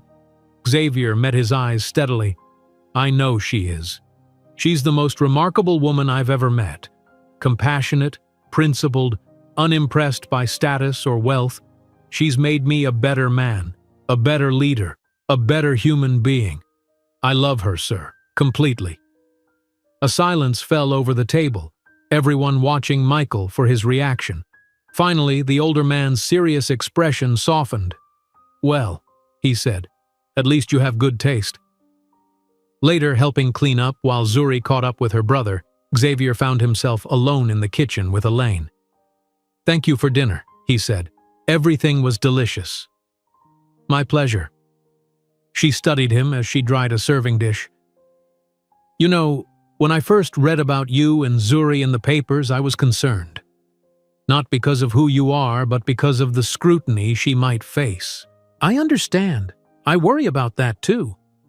But seeing you together," Elaine smiled, "the way you look at her, like she's the most precious thing in your world, that tells me what I need to know." "She is," Xavier said simply. "Good." Elaine handed him a stack of plates to put away. "Because that girl has the biggest heart of anyone I know. She gives so much to her patients, to her community. She deserves someone who gives just as much to her." "I'm trying," Xavier admitted. "I'm still learning what that looks like." "Aren't we all?" Elaine patted his arm. "Just keep trying. That's all any of us can do." By the time they left, Xavier had received what felt like tentative approval from Zuri's family. Michael had shaken his hand firmly at the door. Marcus had exchanged phone numbers with promises to catch a Bulls game, and Elaine had hugged him warmly. "That went well," Zuri said as they walked to his car. "I told you they'd like you." "Your father reserved judgment until the very end," Xavier noted. "Dad's protective. But he saw what I see in you. She stopped, turning to face him under a streetlight. "Thank you for tonight, for being yourself with them." Was I? Myself? Xavier realized with surprise that he had been. No corporate mask, no calculated responses, just genuine conversation with people who mattered to the woman he loved. Completely. Zuri rose on tiptoes to kiss him softly. "That's how I knew, that this us is right. Because I can be myself with your family? Because you can be yourself, period. With me, with them, with Miss Evelyn, with everyone." She took his hand as they continued walking. "That's a gift, Xavier. One not everyone finds." That night, returning to his penthouse alone, Zuri had an early shift. Xavier reflected on the evening.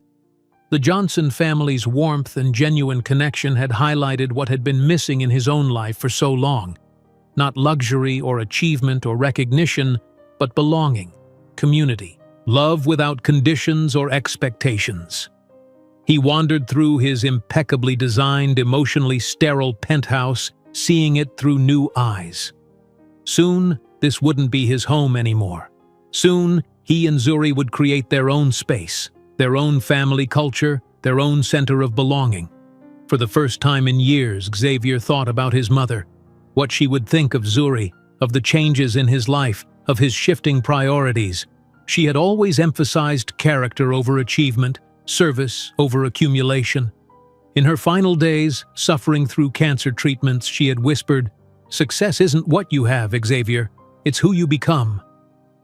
Standing at his floor-to-ceiling windows, gazing out at the glittering city below, Xavier finally understood what she'd meant. Success wasn't Whitman Industries or his billions or his influence. Success was becoming a man who could be worthy of a woman like Zuri Johnson. A man who stood up for his principles, who valued connection over acquisition, who measured his worth by the lives he improved rather than the wealth he amassed. With that realization came a profound sense of peace. Whatever challenges lay ahead, and there would be many as they built their life together, he was finally on the right path. 3 months later, Xavier stood in the empty living room of their new home, watching the movers carry in the last of their combined possessions. The house they'd chosen was a surprise to everyone, including themselves. Not a luxurious downtown penthouse or a historic brownstone, but a light-filled 4-bedroom craftsman in a diverse, established neighborhood, close enough to the city for convenient commutes, but with enough yard space for the garden Zuri wanted. "What are you thinking?" Zuri asked, appearing beside him with 2 mugs of coffee. Xavier accepted one gratefully. "That we made the right choice." She followed his gaze around the room with its original woodwork, large windows, and built-in bookshelves. "It feels like a home already." "It does," he agreed, "though I still think the guest house was unnecessary." Zuri smiled, bumping her shoulder against his arm.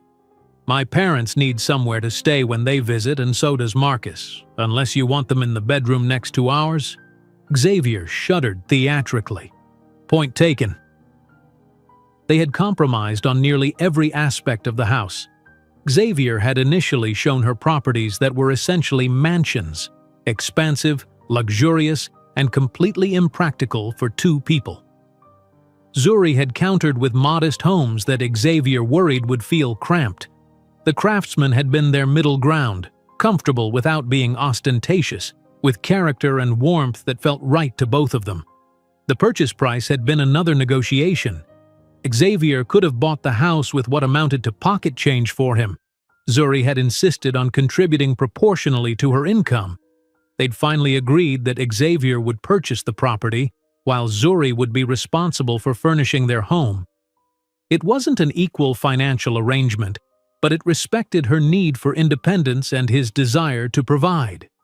Now, with the movers finished and the afternoon stretching before them, they wandered through the rooms of their new home, planning where everything would go, which spaces would serve which purposes.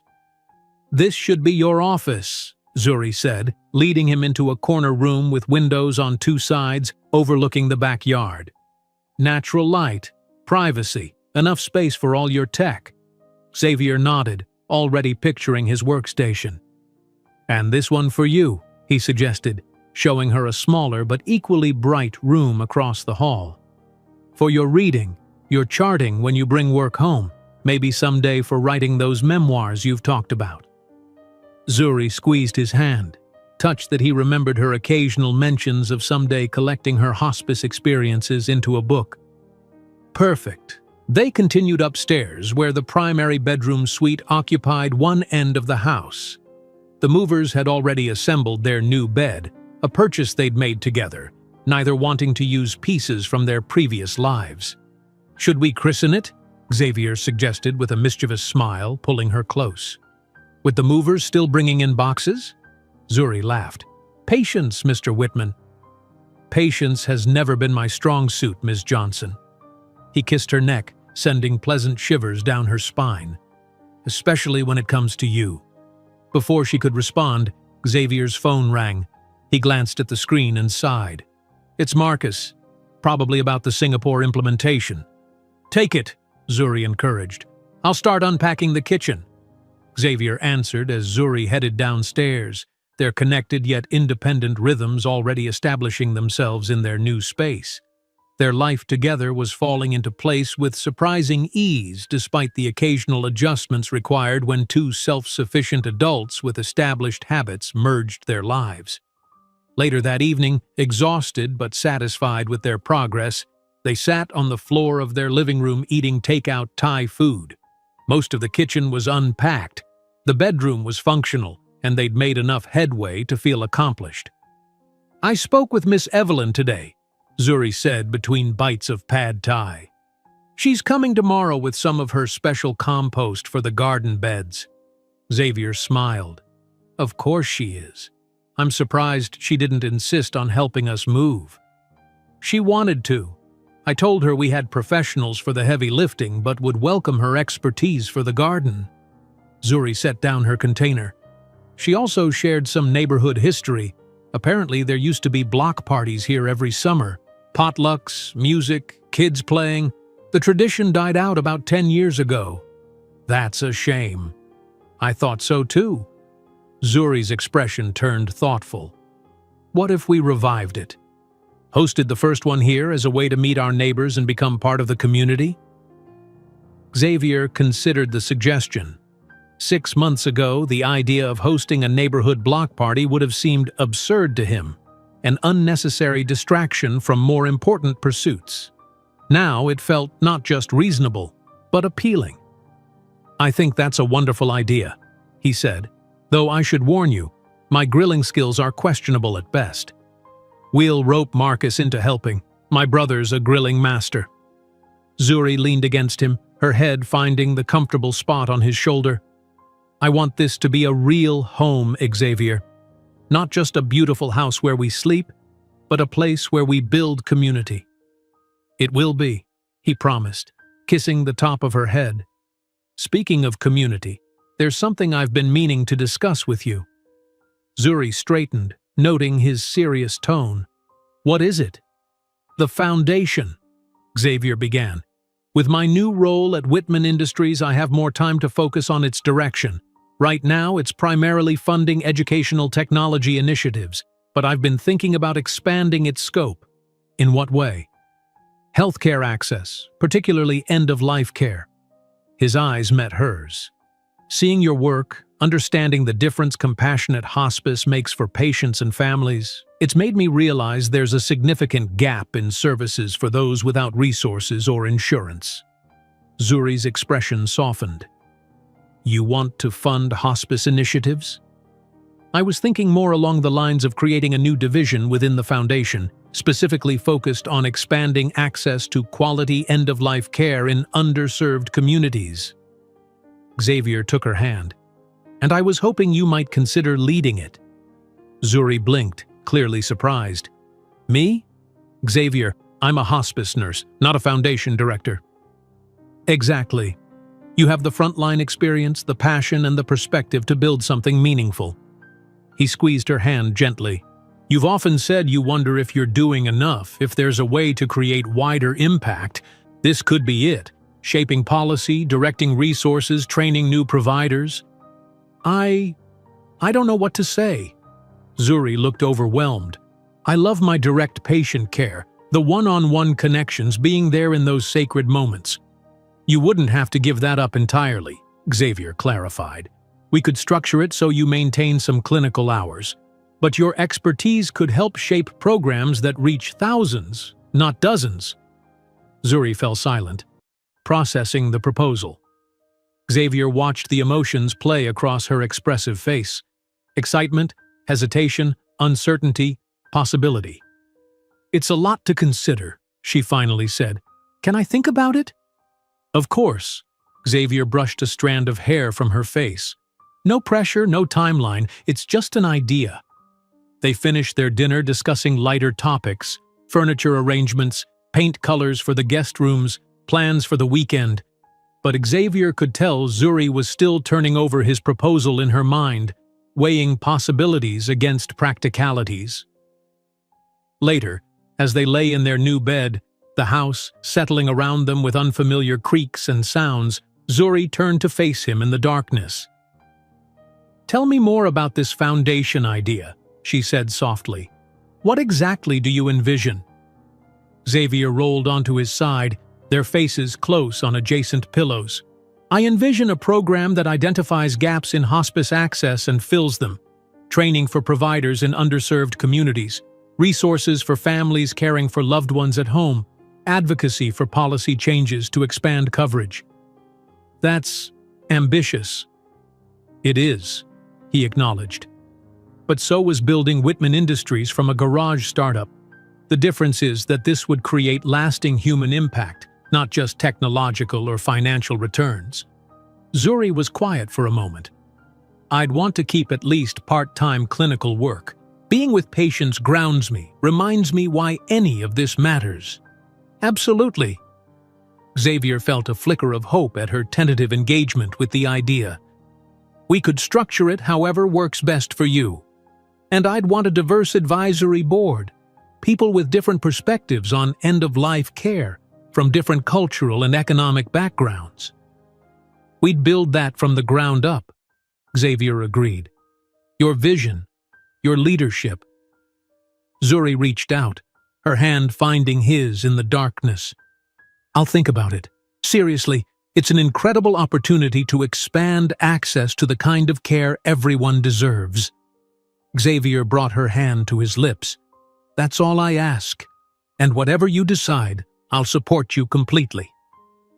They fell asleep hand in hand, the first night in their new home marked by dreams of both personal and professional futures intertwining. The next few weeks passed in a blur of unpacking, organizing, and settling in. Xavier's transition to his new role at Whitman Industries was progressing smoothly, with Marcus handling the CEO responsibilities effectively while Xavier focused on the innovation pipeline. The stock price had stabilized after its initial drop, and the Singapore deal was unfolding according to the revised plan, with early data showing promising adoption rates in underserved communities. Zuri continued her hospice work while considering Xavier's foundation proposal. She spent her days off meeting with healthcare policy experts, researching models for expanding hospice access, and discussing possibilities with colleagues who had moved from clinical practice to administrative roles. Their home gradually transformed from a collection of boxes and mismatched furniture to a warm, inviting space that reflected both their personalities. Xavier's modern aesthetic blended surprisingly well with Zuri's more eclectic, comfortable style. The garden took shape under Miss Evelyn's guidance, and they made efforts to meet their neighbors, laying groundwork for the block party they planned to host in late summer. One Wednesday evening, Xavier arrived home to find Zuri sitting in the garden, a thoughtful expression on her face. He joined her on the bench they'd placed beneath a mature oak tree, waiting for her to speak. "I've made a decision," she finally said, "about the foundation role." Xavier nodded, careful to keep his expression neutral despite his eager anticipation. "I want to do it," Zuri continued. "But with conditions. I'll direct the new healthcare division, But I want to maintain 1 day a week of direct patient care. And I want complete autonomy in building the program, selecting the team, establishing priorities, allocating resources. Relief and joy washed over Xavier. Done. All of it. Whatever you need to make this successful. It won't be easy, Zuri warned. Expanding hospice access means confronting systemic healthcare inequities, insurance limitations, cultural barriers around death and dying. The hardest problems are usually the most important ones to solve, Xavier replied. And there's no one better equipped to tackle this than you. Zuri leaned against him, her expression a mixture of excitement and trepidation. This is going to change everything, isn't it? My career, our life together, your foundation's direction. For the better, Xavier assured her, just like you changed me for the better. Sometimes the most unexpected turns lead to the most meaningful destinations. As the sunset painted their garden in golden light, Xavier marveled at how completely his life had transformed in just 6 months. From a driven CEO focused on growth and market dominance to a man building a meaningful life with an extraordinary woman, redirecting his resources and influence toward initiatives that truly mattered. All because a kidney stone and a compassionate nurse had brought them together at exactly the right moment. A coincidence that felt increasingly like destiny with each passing day. 1 year later, the community garden bloomed with summer abundance. Tomato vines heavy with fruit, cucumber plants sprawling across their trellises, zinnias and sunflowers adding splashes of vibrant color among the vegetables. Beneath a canopy set up to provide shade from the July sun, Zuri directed volunteers filling gift bags with produce and flowers. Make sure every bag has at least 2 tomatoes, she instructed a young volunteer. Miss Evelyn says they're the best crop this year. Bossing everyone around again? Xavier teased, approaching with an ice chest. He set it down beside the snack table, already laden with homemade dishes contributed by neighbors and garden volunteers. Someone has to maintain order, Zuri replied with a smile. Did you get the extra ice? 2 bags, as requested. Xavier surveyed the bustling garden with satisfaction. What had once been a modest community project had expanded to nearly twice its original size, with new irrigation systems, raised beds accessible to elderly and disabled gardeners, and a small greenhouse for starting seedlings and extending the growing season. Most of the improvements had been funded by a grant from the Whitman Foundation, though Xavier had insisted his name appear nowhere on the project. Miss Evelyn approached, her movements slower these days but her eyes as sharp as ever. There you are, X. Need your muscles over by the compost bins. New delivery needs spreading before this heat bakes it solid. Yes, ma'am, Xavier replied, genuine respect in his voice. He kissed Zuri quickly before following the older woman to the far corner of the garden. Watching them go, Zuri felt a wave of gratitude wash over her. The past year had been transformative in ways she couldn't have imagined when she first gave up her seat to a pain-stricken millionaire on that fateful flight. Xavier had flourished in his new role at Whitman Industries, focusing on innovation and long-term strategy while Marcus handled daily operations. The Singapore project had become a case study in ethical business practices, providing affordable internet access to previously underserved regions while still delivering modest but sustainable returns to shareholders. More importantly, it had established a new model for the company's international ventures, one that balanced profit with purpose. Meanwhile, Zuri had built the healthcare equity division of the Whitman Foundation from the ground up, starting with a pilot program in Chicago that expanded hospice services to 3 underserved neighborhoods. They were now replicating the model in 5 additional cities. She'd assembled a diverse team of healthcare providers, policy experts, and community advocates, all committed to ensuring that end-of-life care was available to everyone, regardless of income or zip code. True to her condition, she still maintained her clinical practice 1 day a week, working directly with hospice patients. These days grounded her, reminding her of the human impact behind the policies and programs she was developing. Earth to Zuri, called Tasha, her friend from nursing school who now worked alongside her at the foundation. "The volunteer coordinator needs the schedule for next week." "Right here," Zuri replied, retrieving a folder from her bag. As she handed it over, she caught sight of Xavier across the garden, patiently listening to Miss Evelyn's detailed instructions on proper compost management. The sight still made her heart skip. This powerful man who had redirected his considerable intellect and resources toward making the world better, one community garden and one healthcare initiative at a time. Their home had become exactly what they'd hoped, a warm, welcoming place where they hosted dinner parties for friends, planning sessions for foundation projects, and regular visits from Zuri's family. The guest house had proven useful after all, especially when her parents came for extended stays.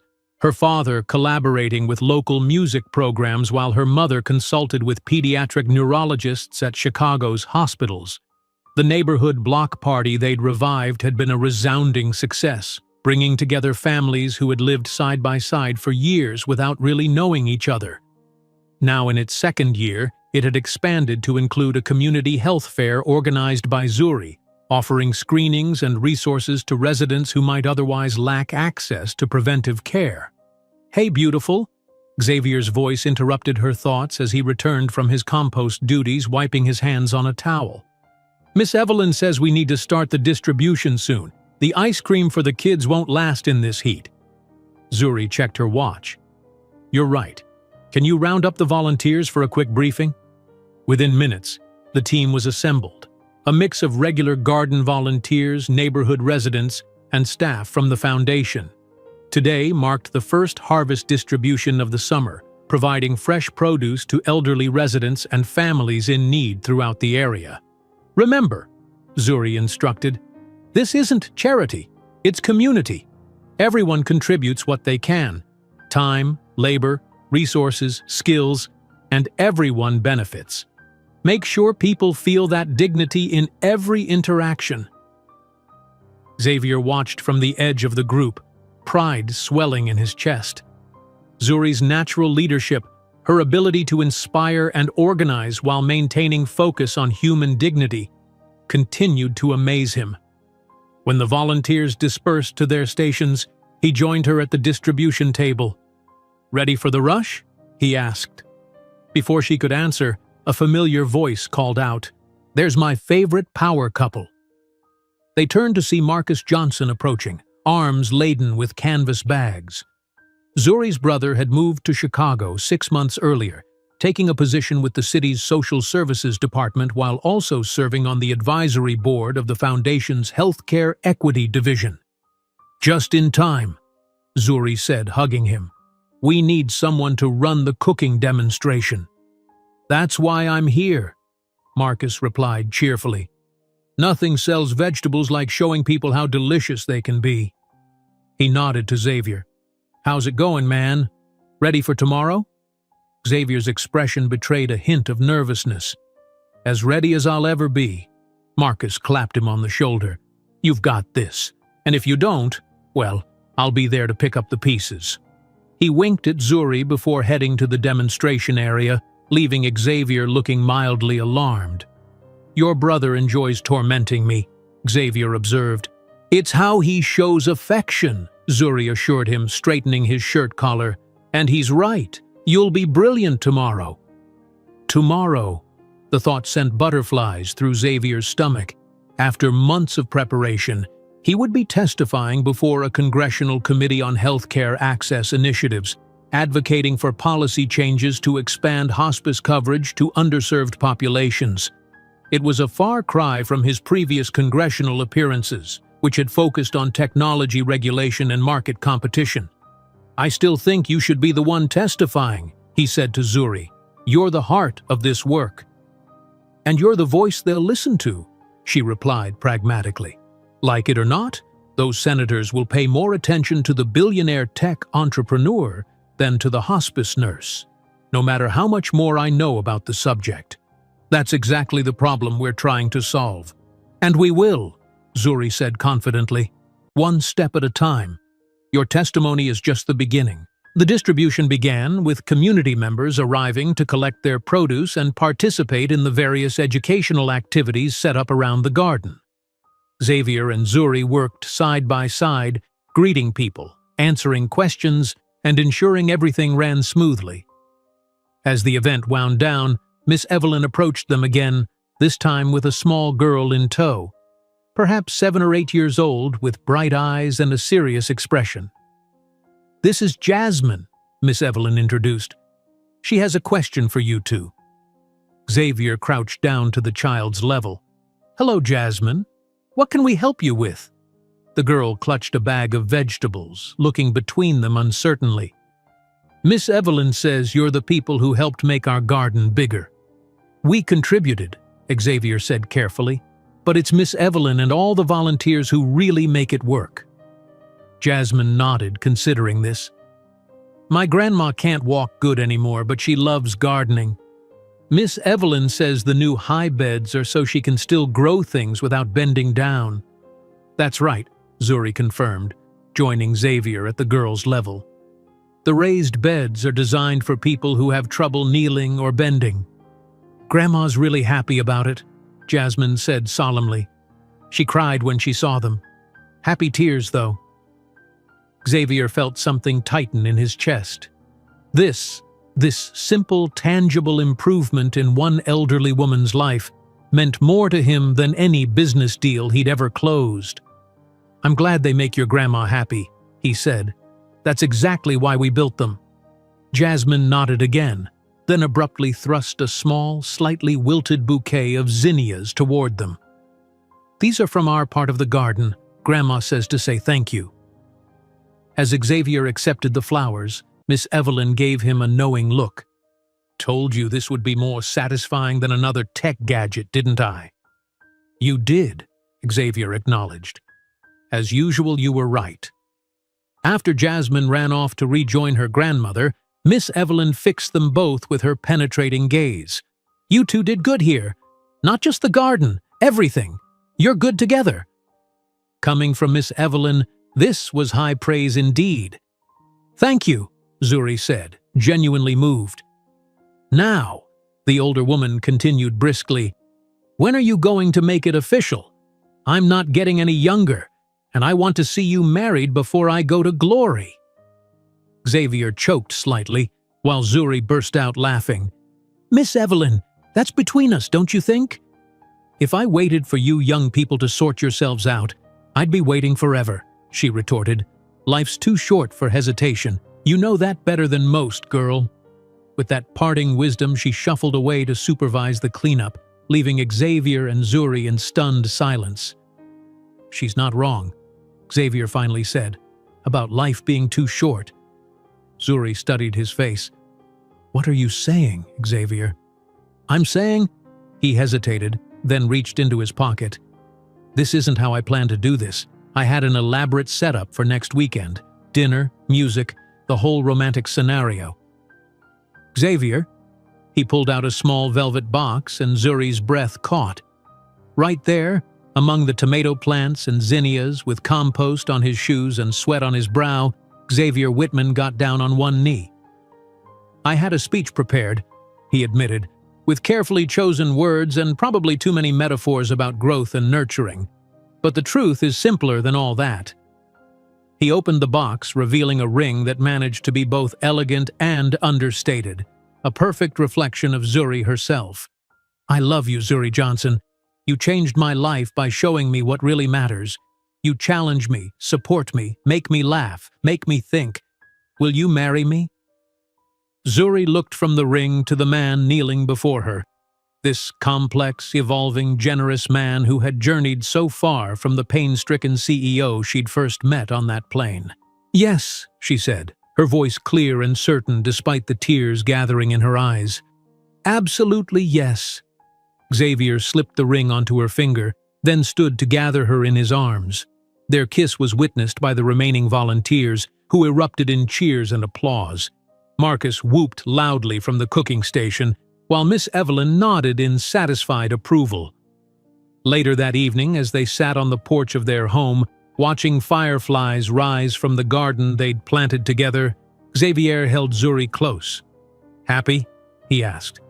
"Completely," she replied, her head resting against his shoulder, her newly ringed hand entwined with his.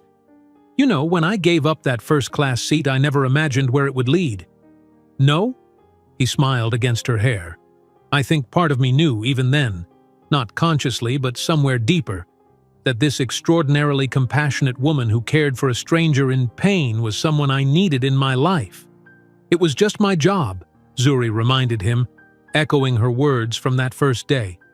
"It was never just a job for you," Xavier countered. "It was who you are, and who you are is exactly who I needed to become myself." As night fell fully around them, they remained on the porch talking quietly about tomorrow's testimony, upcoming foundation projects, wedding plans, future dreams. Two people from different worlds who had found in each other not just love but purpose, a shared vision of making their corner of the world better, one garden, one patient, one policy change at a time. The kidney stone that had once caused Xavier such agony had become improbably the greatest gift of his life, bringing him not just relief from physical pain, but healing for the deeper wounds of isolation, purpose, disconnection, and misplaced priorities that had afflicted him without his even knowing. And Zuri, who had always sought to bring comfort to others in their most vulnerable moments, had found in Xavier someone who saw her completely, valued her wisdom, and amplified her impact beyond what she could have achieved alone.